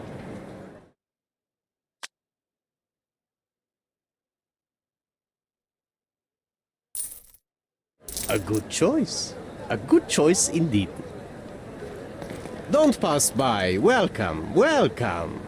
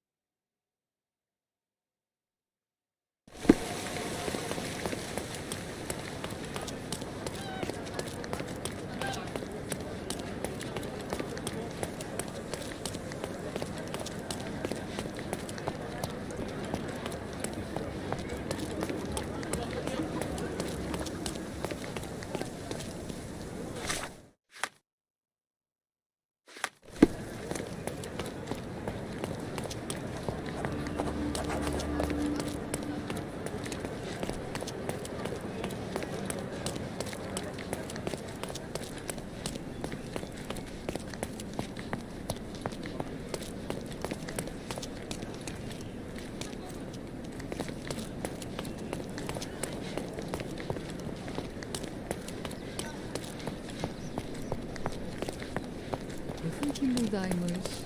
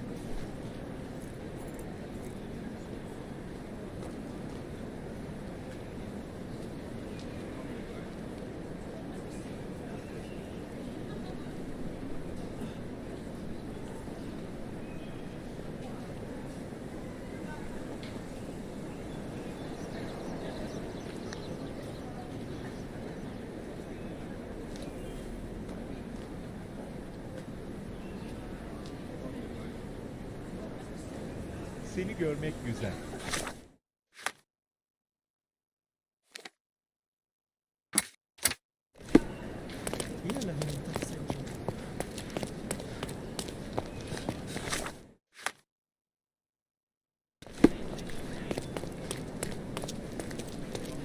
Is this familiar to you? You and I are the economic foundation of this island. We should help each other. But I don't know what you are talking about.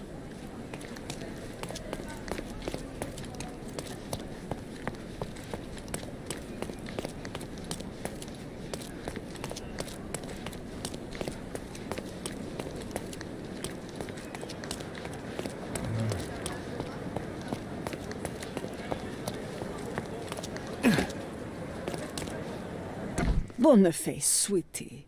Is that you? Ah, old age does terrible things to one's sight. I didn't recognize you at first. How are you, Mum? I'm ashamed to admit that I've lost my key. Do you have a spare? For heaven's sake!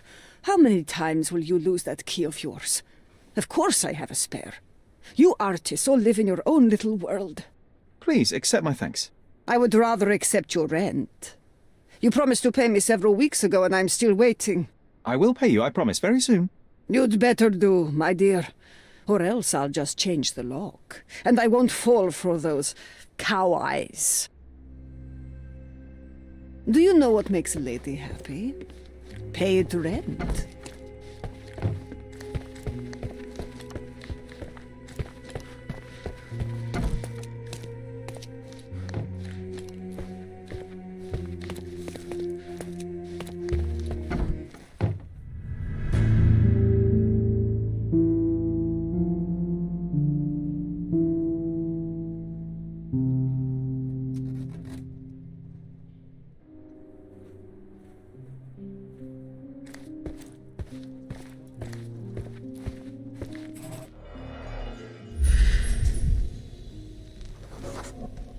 Judging by post-mortem rigidity, the body lay here for 1 or 2 days.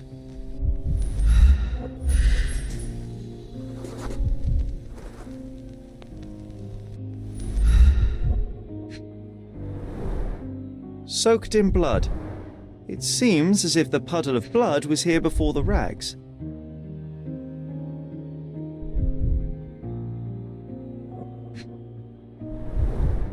The wound is precise. It was inflicted by a razor or a knife.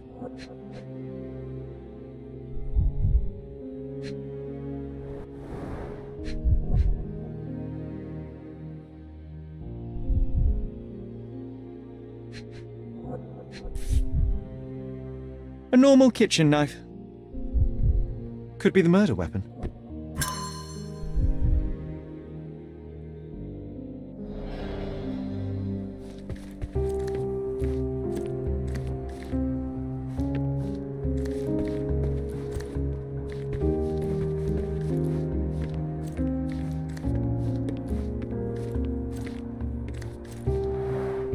The blood has dried.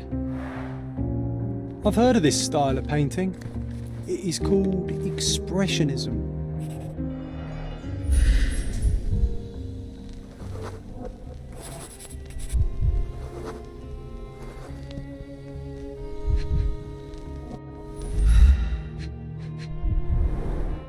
It appears the wine was truly awful.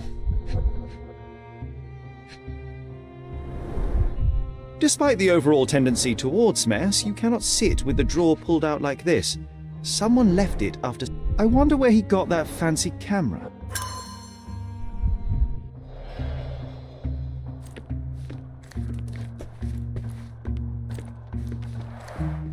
Aunt May whiskey, brandy bucks. Quite a collection he had here.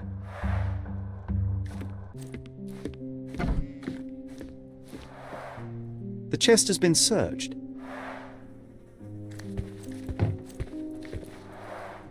Red skin, tails on the back, reminds me of Werder's description of the stolen painting.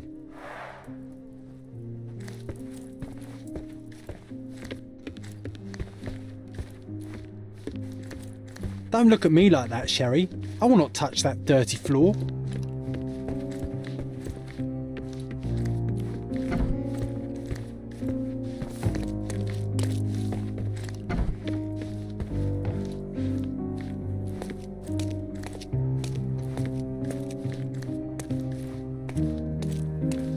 The photograph was not pulled out in time. Such a waste of material. Look at this, John. Isn't it our stolen demon?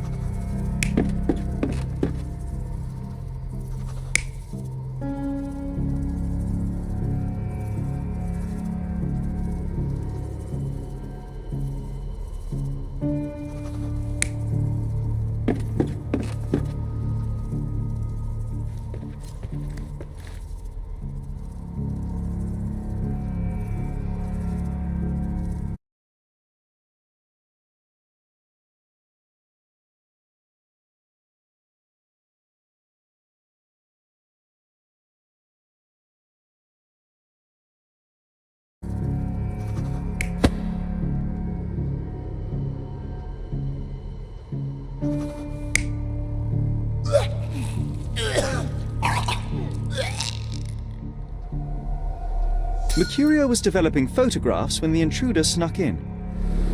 Mercurio heard him coming. While the thief was searching the chest, the painter ran towards him with a bottle in his hand.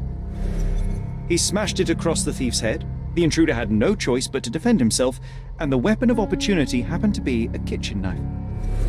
Mercurio stepped aside to grab the painting, but the wine-blinded thief attacked Mercurio's throat.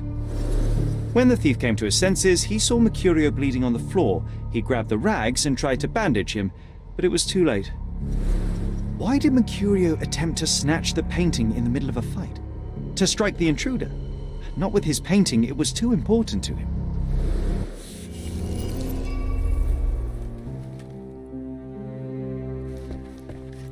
It's time for some chemical magic, John.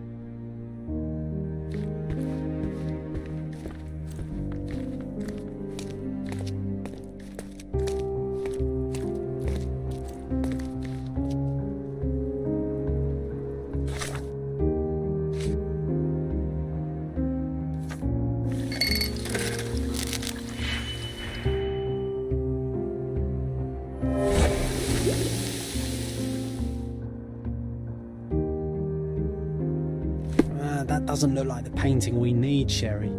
As expected, but that doesn't mean it won't tell us anything. Let's put it on the easel where it belongs.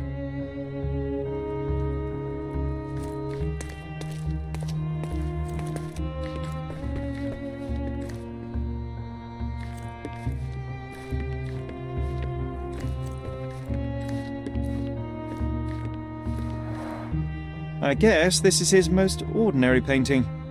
Spot the two differences, John?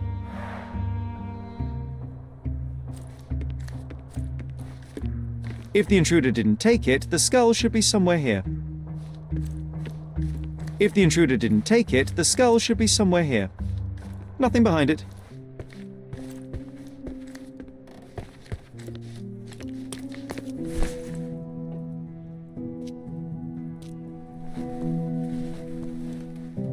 Monster was actually a man. Poor girl. John, you ought to be thrilled. We are now hunting the devil himself. What were you saying, Sherry? I was too busy sketching the scene, you know, crimes and such like, daily routine. Did you find something? A photograph. It depicts a man in a red suit with tails sprouting from his back and multiple people in masks watching the scene. It all adds up. But the act of love, it wasn't given willingly, John. It was a violation. And the girl, she was with child. Give that to me now.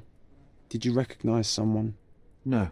Although the victim is not from Cordona, she is African. Look at the ritual scars on her face. Get that image out of your brain. You have to continue the investigation. I must speak to the landlady. Perhaps she saw or heard something. Sherry, you cannot tell her the truth about Mercurio. It will hurt her. John, that's illogical. Sooner or later, she will come here and discover a corpse, and I still need to talk to her. Just avoid mentioning corpse, all right?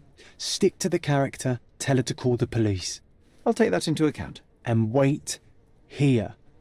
I've redrawn the people in the photograph. Now you can proceed with your investigation without those horrific details.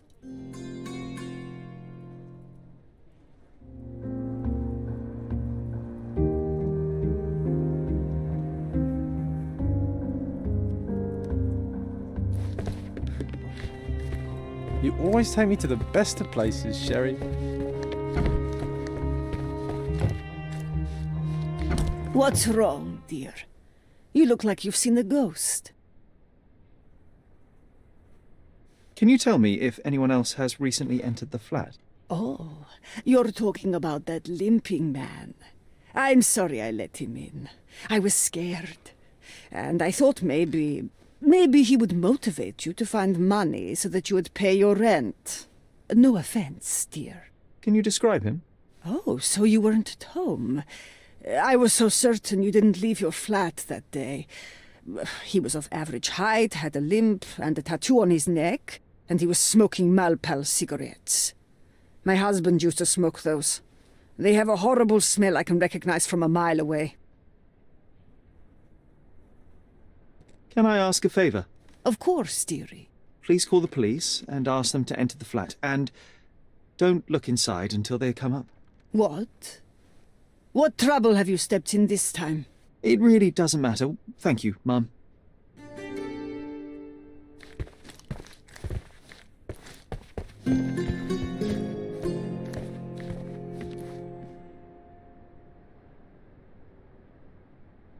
Phew, Sherry, that was close. But you did everything correctly. Now, take off your outfit. I can't let you walk around in a dead man's clothes.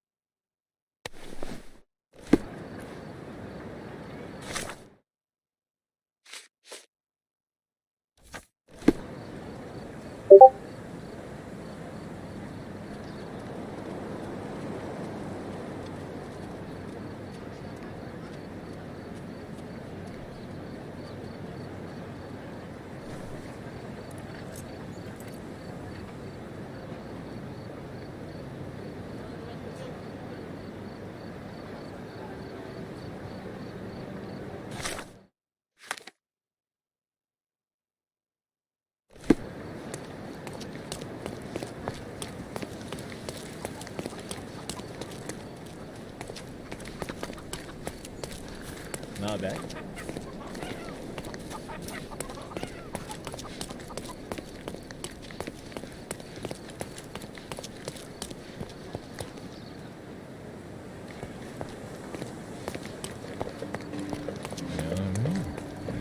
Are you able to help me? I like you, friend, but I can't help you. Help me, please. Ask someone else. I have no information. Oh, I am bored. Call me when you find the answer. Excuse me, just one question. I am too tired for your questions.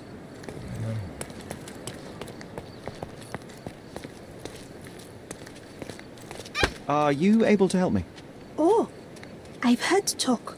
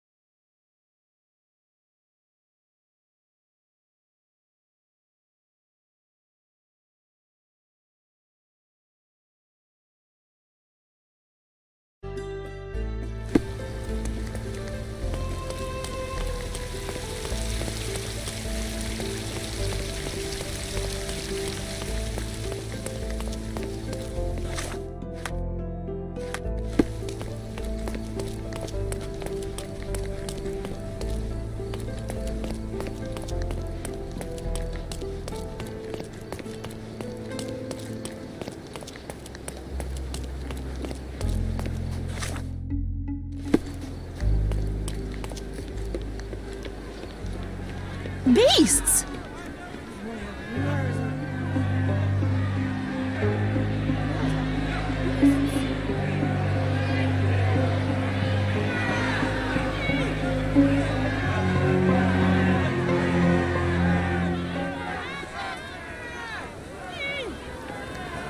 murderers! They're completely livid. First they come to our land, then they murder our people. Drop them all into the sea!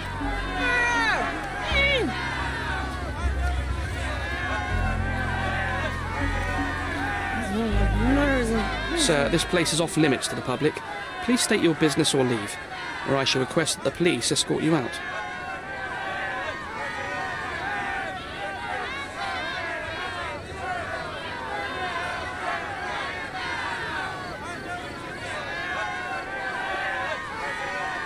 My name is Sherlock Holmes.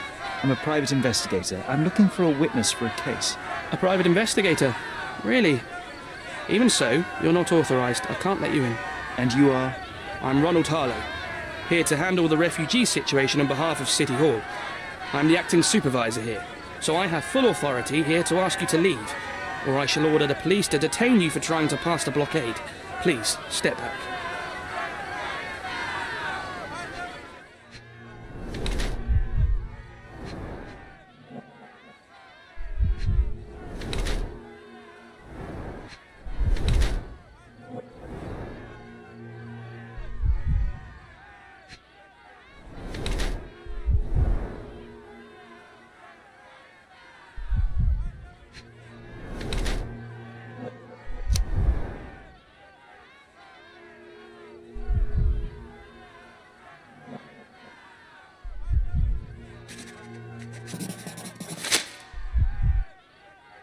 What about the murder that this crowd keeps shouting about? It's mere assumption. I assure you that the situation is under the police's control. I know you want to deal with this in the right way. You are obviously a professional and a responsible person, but you clearly have never handled a situation like this before. I am handling it, Mr. Holmes.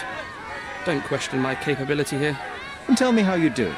You can't even calm this gathered crowd, and as for the police, they're not quite managing it either, are they?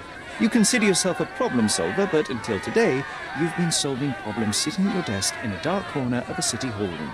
Here, you need a more practical approach. What are you driving at, Mr. Holmes? I can help you to handle the situation if you're truly interested in solving things quickly and quietly. And how exactly would you manage that? Simply tell the police that I'm with City Hall and I'm permitted to investigate the scene.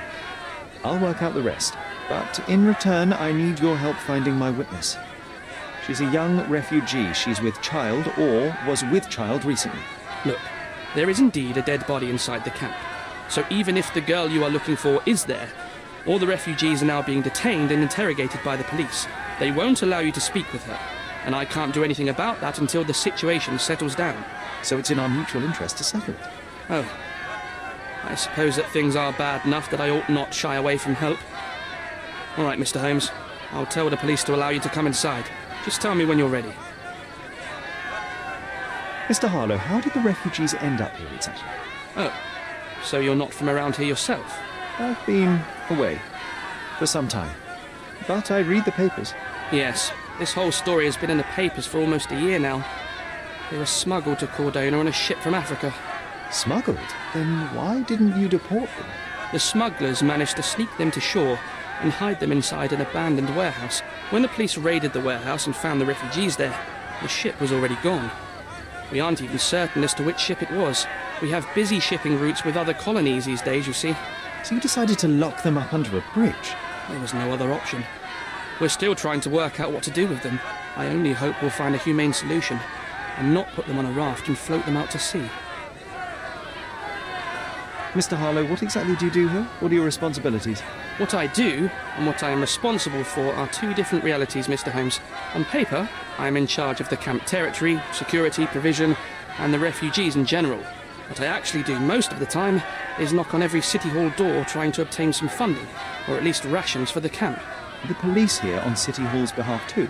They are, minus those who came here after the body was found.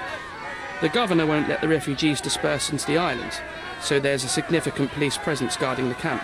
Naturally, they answer directly to the police. I have some influence here, but I'm not their direct authority. I'm ready to take a look at the scene. All right. Go inside the camp and find Inspector Tewkesbury. He's the officer investigating the scene. Tell him I sent you. Say you're an independent expert from City Hall. He'll fill in the details for you. I'll find my way with words. Thank you, Mr. Harlow. Beasts!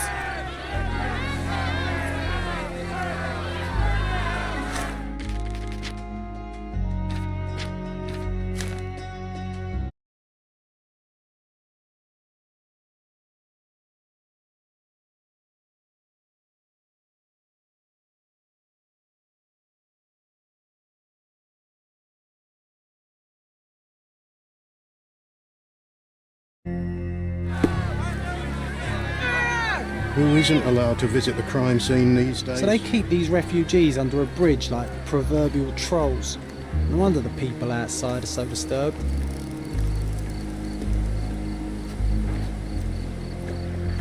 Who the hell are you? How did you get in here? Mr. Ronald Harlow let me in, sir. I'm Sherlock Holmes, a surveyor of refugee affairs with City Hall. You're Inspector Tewkesbury, I presume? A surveyor? What does that even mean? In short, I've been sent to conduct an extensive report on the incident for the Colonial Office, and to assess all the damage inflicted on state property. Got it. Another paperworm sent to count money and get food for archive mould. Go on, look around, but don't make yourself too at home. As if I didn't have enough problems before you appeared. Could you first tell me what happened here? What happened? People from the bridge above the camp heard a woman screaming and saw a mass of refugees attacking a man. Clearly not a refugee. When the camp guards came by, the man was floating in the sewage canal with a knife in his chest. Bam. A murder. Big news for Cordona. I'm sure. Thank you, Inspector. Did you learn anything about the dead man? The fellow looks like a thug. I've had dozens like him fished out of the sea over the past 20 years. Ever since these refugees arrived, there have been people on Cordona with bad blood in them. My best bet is that this thug had something against them too. And no clue as to his identity? He had some items on his body, but nothing to indicate who he was or where he was from. I think I should catalogue his possessions in my records. Go on. They're on the table near the body. And none of the refugees were harmed? One fellow was cut. He's lying over there near their kitchen. He's in a bad way. You mentioned a woman screaming who attracted the bypassers on the bridge. Was she harmed? No, she's all right, but perhaps the whole debacle started because of her. She started wailing and the refugees stood up for the girl. And where is this young woman now?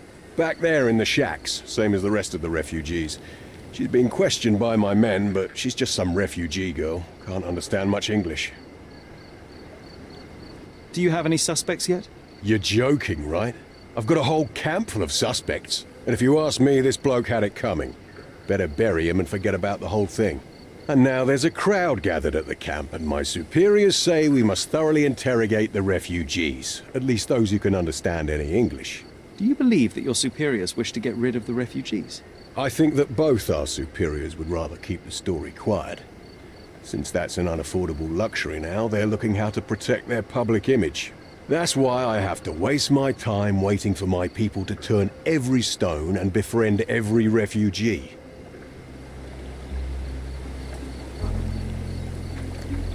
I'm busy. Don't Here you we have go papers again. to fill? Number of hours on Cordona before stumbling upon another dead body. 0.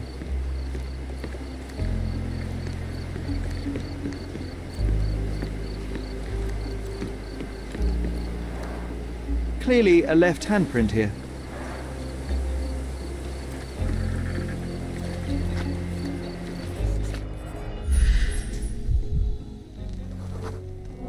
A furrow in the ground.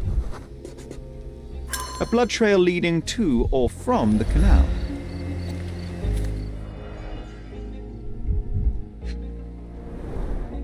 Someone bled profusely here. A fresh crack, as if the crate was hit recently.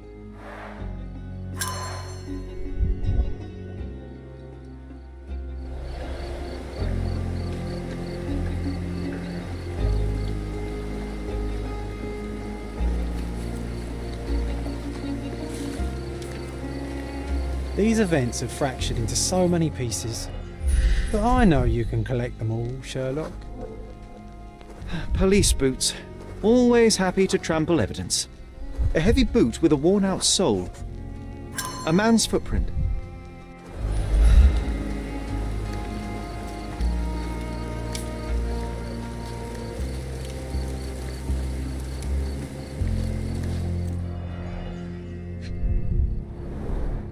Malpal, soaked with salt water.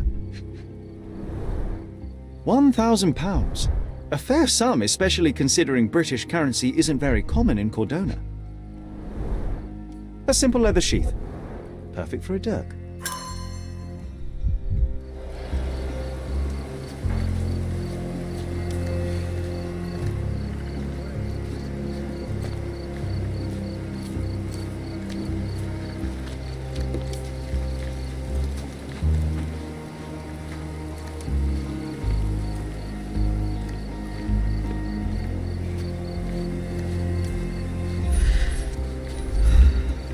May I ask you something? Nothing I can tell you, sir, but others might know more.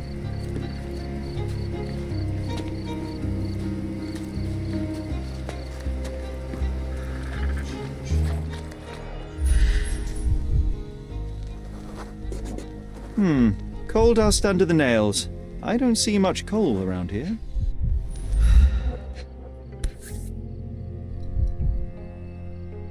A steel dirk.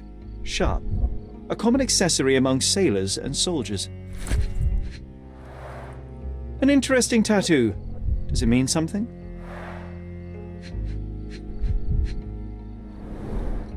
I'd say the blade penetrated upward, however the wound is too messy to be certain.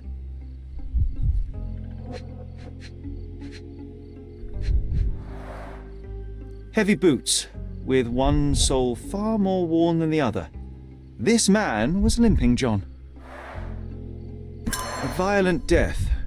But this man, limping. Coal dust. I think we're onto something here, John.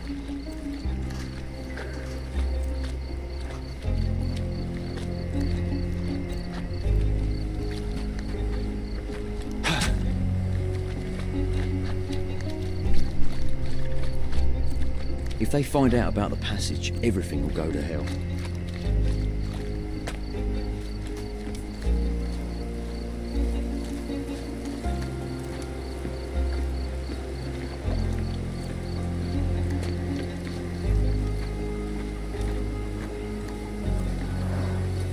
Carnelian agate beads, a traditional African adornment.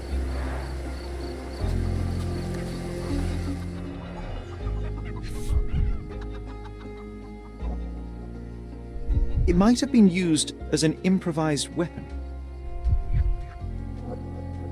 No hint of blood or impact. The blood sprayed off the blade after the strike.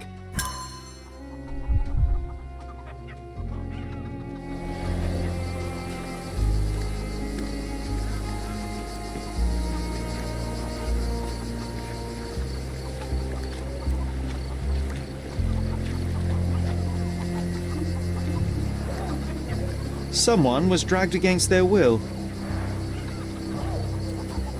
The refugees have been detained and will not leave until all the circumstances are clarified. No one deserves to end up in a place like this.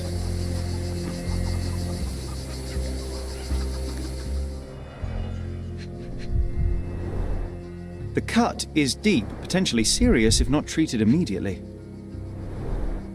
He is in shock, feverish and dehydrated. Sherry, you know first aid. Surely you have a duty to help this man. You can't leave him to certain death. You know what? I'd like to understand. What? How did our dead man end up inside the camp in the first place?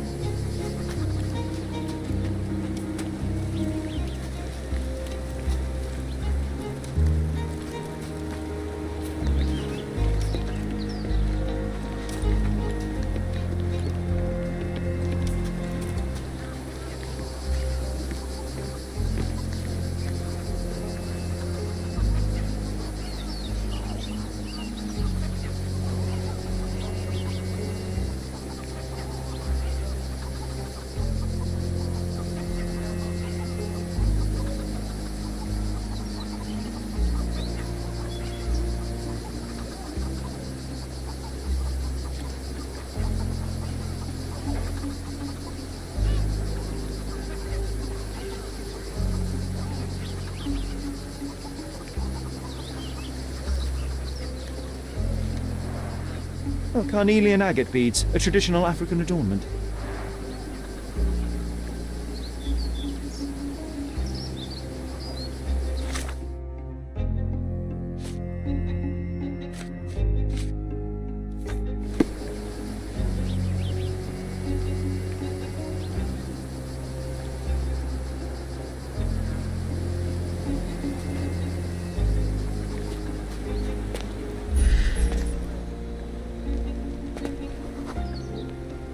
Just washed. Better than nothing to bandage the wound.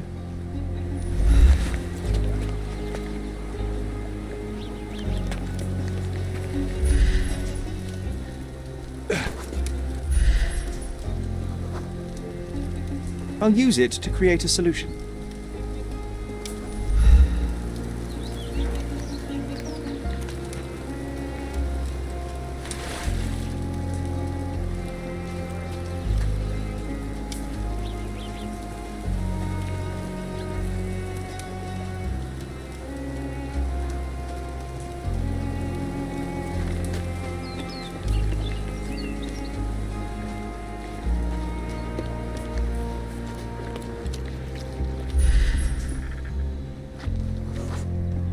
I can use this to stop the infection from spreading.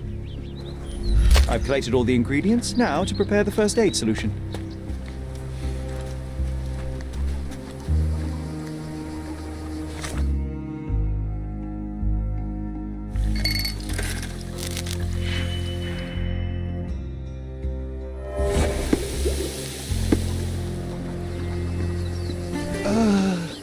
Thank you.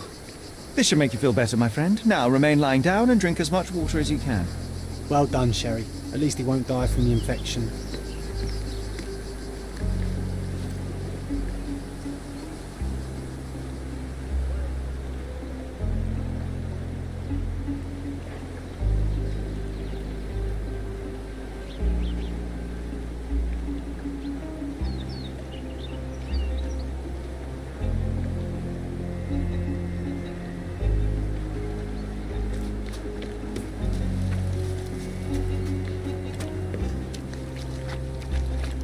If they find out about the passage...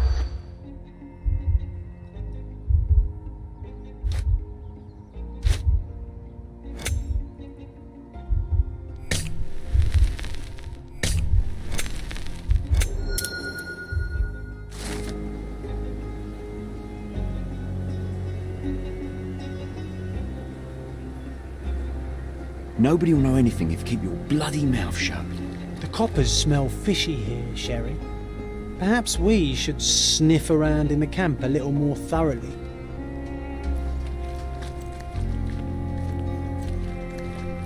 Sherry, just look at this. Living quarters in a sewer. What kind of a genius bureaucrat came up with this idea? We have seen some dark places in Cordona, but this...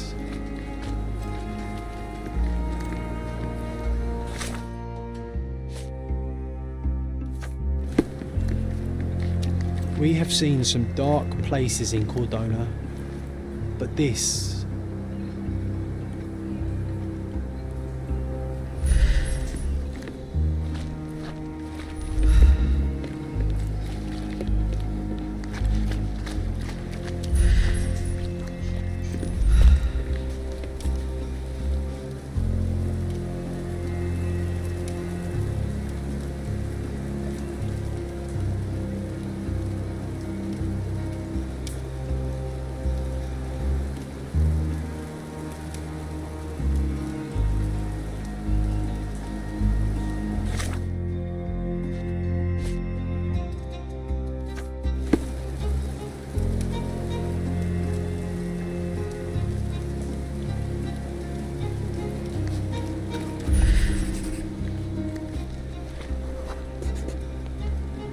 It's unlikely anyone could get in or out of the camp by water without alerting the police guards.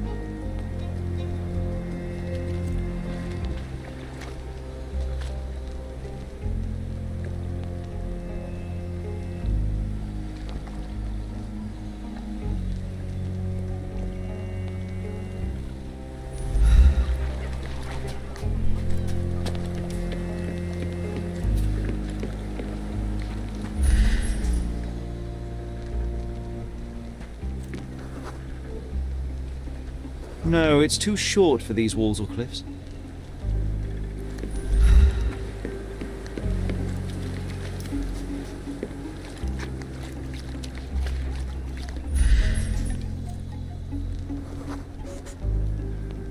Sealed shut. I doubt our man could get through these grates.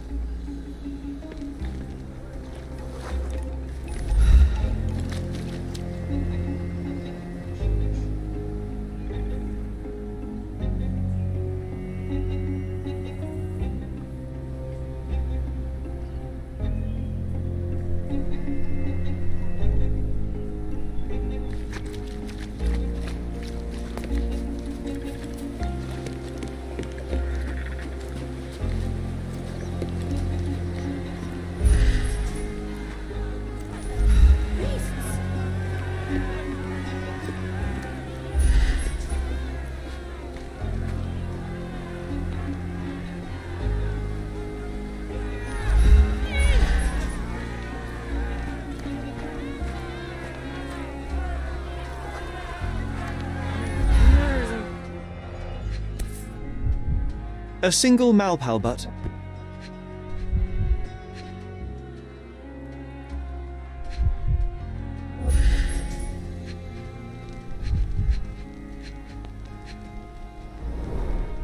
Roadman cigarettes.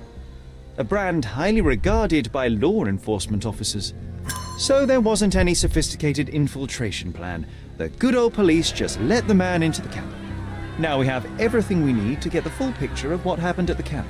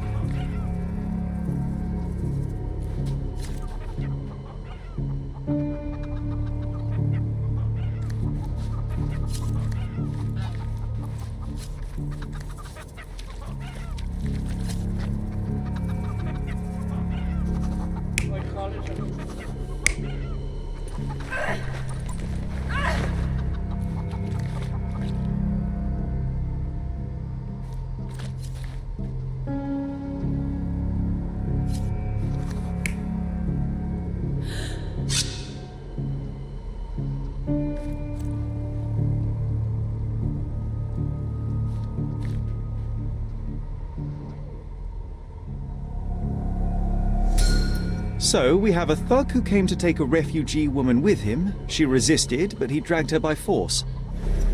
One of the refugees stood in his way, armed with a stick, yet he could do nothing against a cutthroat with a blade. The man didn't anticipate that the other refugees would intervene and stand against him. In the confusion, the woman managed to break free. The thug took fright and fled. He was stopped by the falling crates. He stumbled and fell, piercing his chest with his own blade. However, the wound didn't cause instant death. He managed to stand, but still bleeding, he lost his balance on the bridge and fell. Before all of this, the man had freely entered the camp through the main entrance. The police admitted him after they had a short smoke together. You live by the sword, you die by the sword. In our man's case, it's the same sword.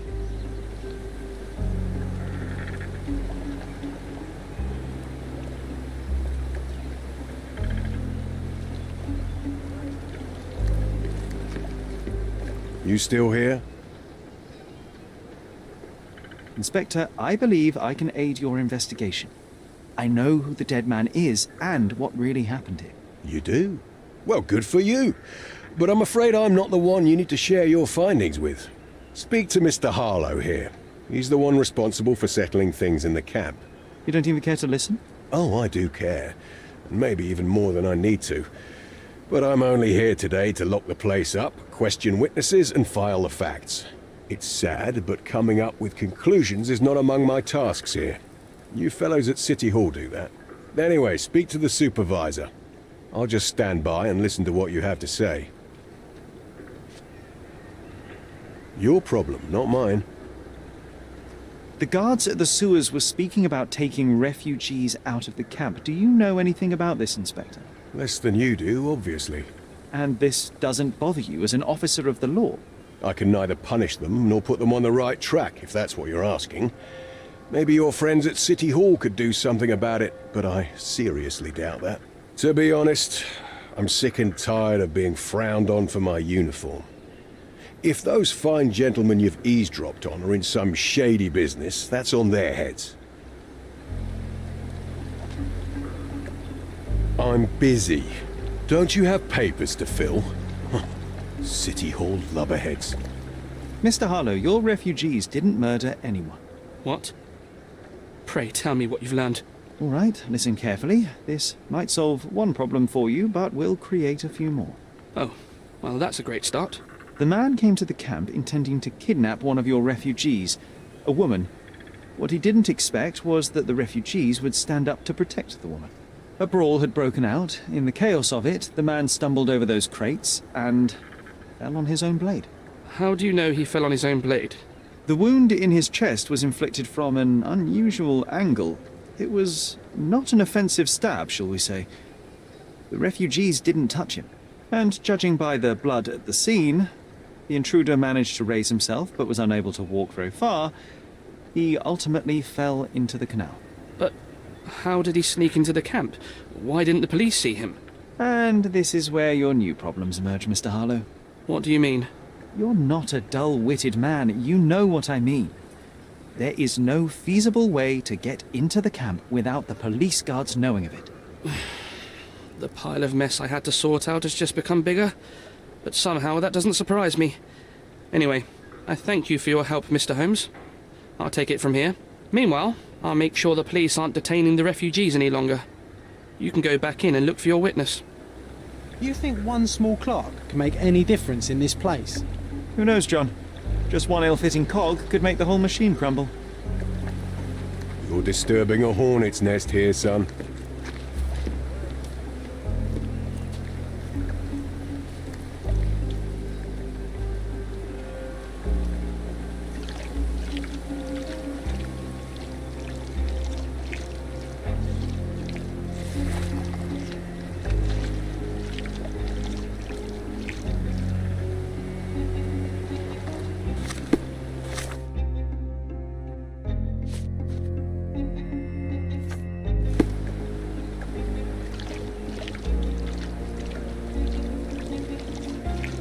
Can I ask you a question? They often take us from the camps to work. Most don't mind, though. It's the only way we get a glimpse of freedom. So there's a smuggling ring in the camp. This wasn't the first time that someone freely entered the camp to take a refugee out. At least it was certainly his last time. My gut tells me that we'll learn more about this ring when we find out where the thug came from.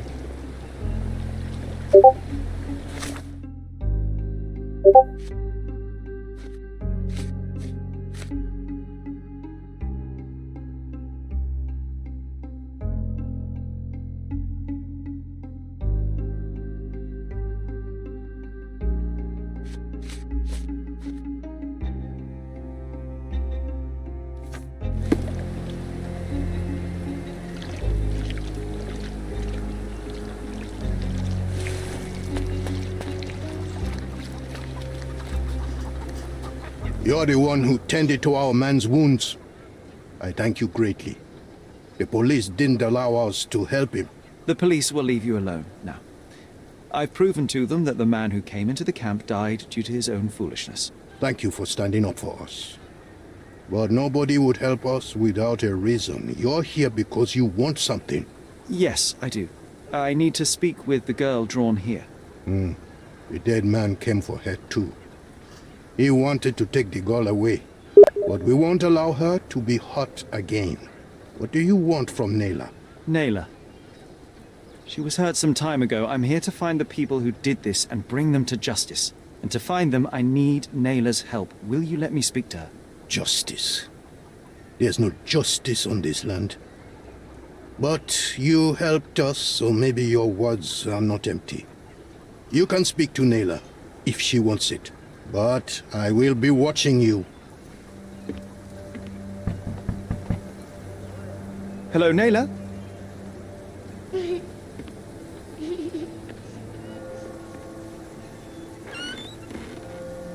My name is Sherlock. I know someone hurt you. I am here to help. I'm trying to find the people involved and bring them to justice. Please. There is a photograph, and I'm sorry, it is terrible, but I simply must ask. Where did this happen? What can you tell me about these people?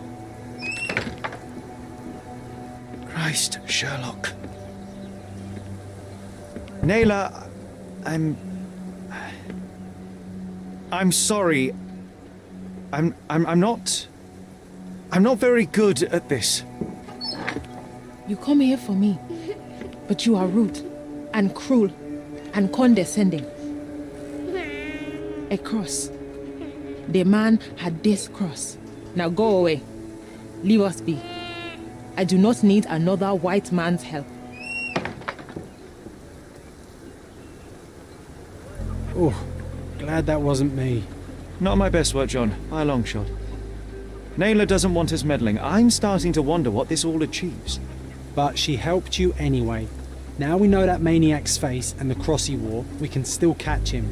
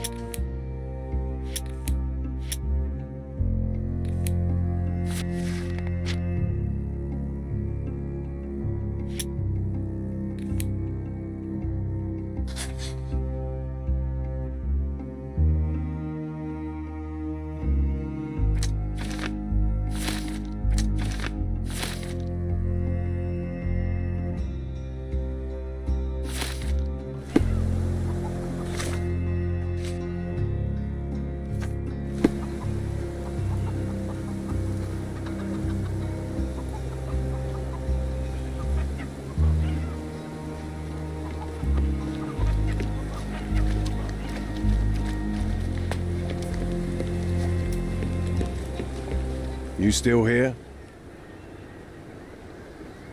Go and bother someone else with this, son. The intruder has a most peculiar tattoo on his neck, 2 lines and a point. Do you know anything about it? You really want to know, kid? Why? You want to play a policeman or something? I'm sure you have it in your records, so it won't hurt if I have it in mine. In my records, it's just a tattoo, as it should be in yours. Ah, to hell with you. Suit yourself as to what you're going to do with it. Off the record, though, such tattoos are often connected to a man named Mr. Niccolo Bernadotti. Bernadotti, you say? A respectable businessman in Scaladio. His company imports goods and wines, and smuggles everything that can be smuggled between the colonies and the mainland. His people can be identified by an obscure tattoo, just like the one over there our friend has. But these are all merely rumors, you see. If Mr. Bernadotti was a criminal, he'd be in prison now. Or hanged, right?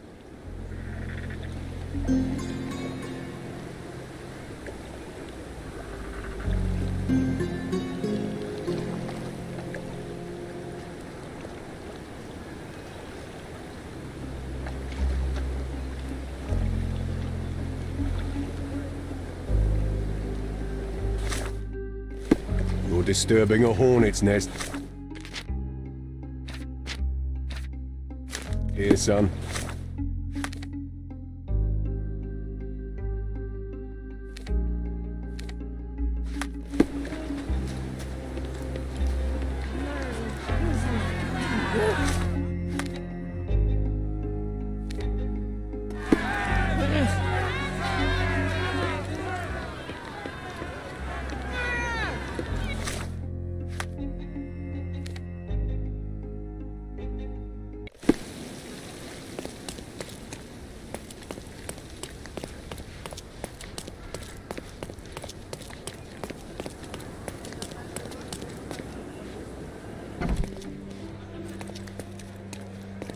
Have you found anything helpful?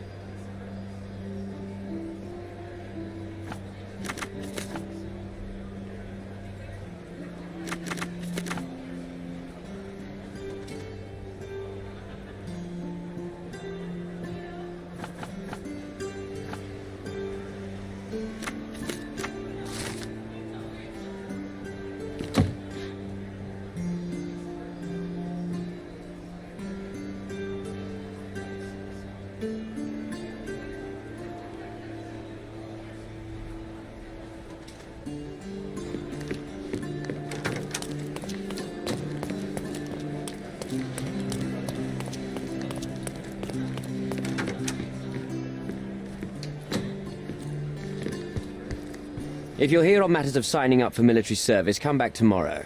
Our department needs to straighten out some business.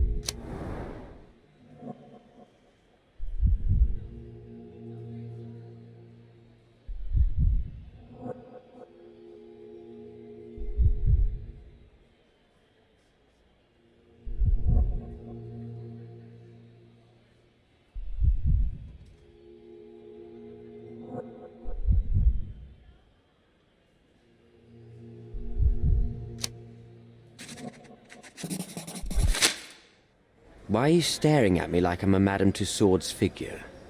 Didn't you hear what I just said? On my way here, I was wondering whether you might regret what you did. I tried my best to retain at least a shred of faith in humanity. I had hoped that you would hear her scream, see her face in your dreams, or at least once ask yourself how Naylor might feel. Who? Neither of my hopes were fulfilled. Why are you here?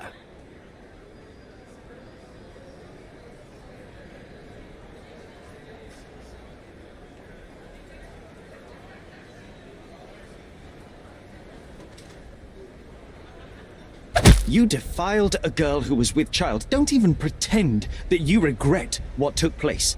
Do you wonder why I came here? It is because I am disgusted with people like you, and the only way in my mind to rid the world of your ilk is to see you hanging from the gallows. All right, all right. Is it about money, as you said in the letter? I have it, all right? There's no need for violence. I've never written a single word to you. As you can see, I have a more direct approach. That letter, it wasn't from you. So what do you want? Answers, to start with. Fine. I suppose now we have a nice long talk. Do you drink, Mr. Sherlock Holmes. And I do not. Shame. All the best discussions are accompanied by a glass of whiskey. But out of respect for you, I won't drink either. Respect? That's an unusual word in your mouth, Mr. Where are my manners? My name is Thomas Norton, a British envoy in Cordona on a military mission. So, where do we start? You mentioned blackmail. Tell me about it. All right. A couple of days ago, I received an anonymous letter. It said that in the art gallery at Caravansary there exists a painting that incriminates me. The blackmailer made it clear that if there is a painting, then a photograph exists too, and I should be wary of what it might do to my reputation. What does the blackmailer want from you? Money, of course. What else do such people want? Needless to say, I don't remember anyone taking photographs at the party. Up until the last moment, I hoped he was bluffing. But he wasn't, as you've just proven to me. Show me the letter. I burnt it as soon as I read it. I've left enough evidence. There's no need for any more.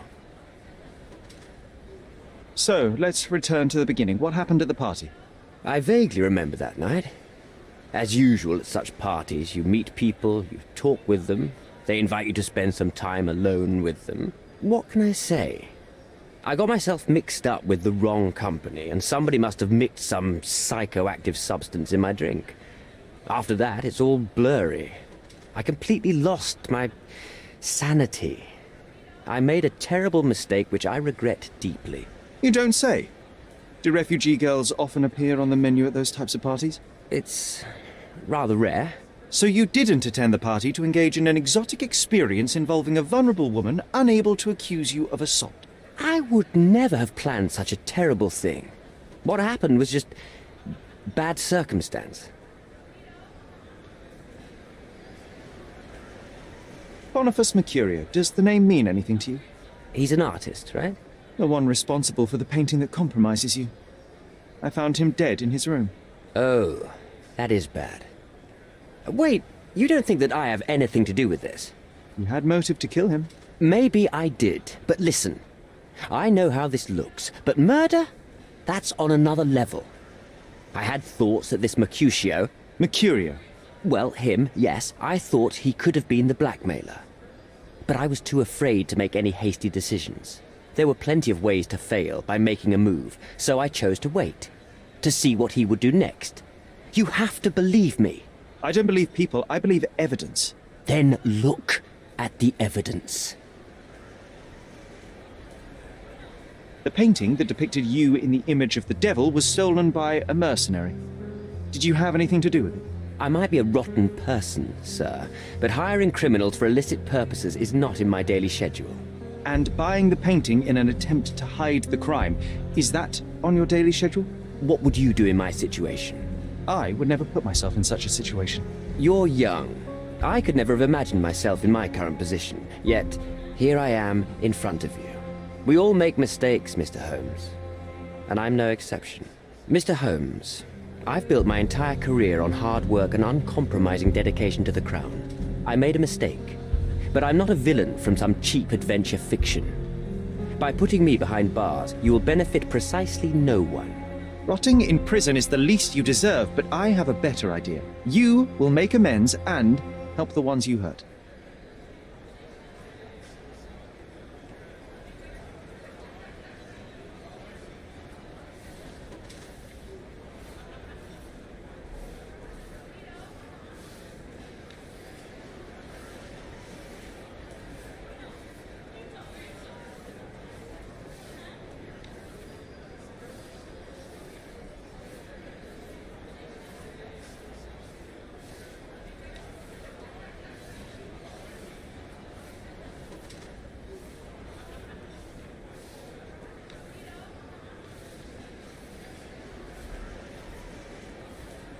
Use your connections to help patriate the refugees, find them decent homes, give them jobs. There must be a meaning to your position and my decision. Yes, all right, I can do that.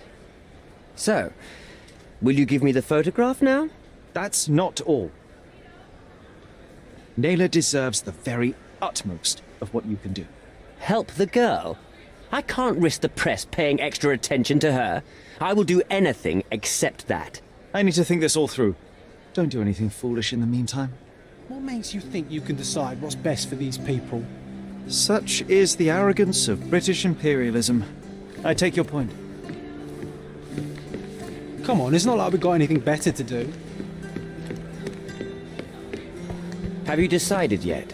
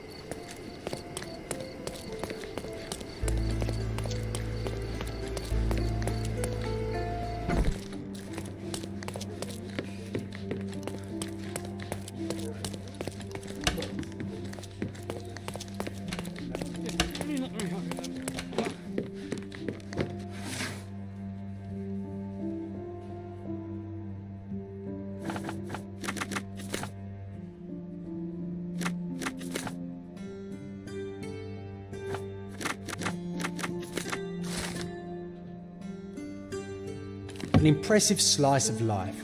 The police had a lot on him and at the same time, nothing at all. Amateurs.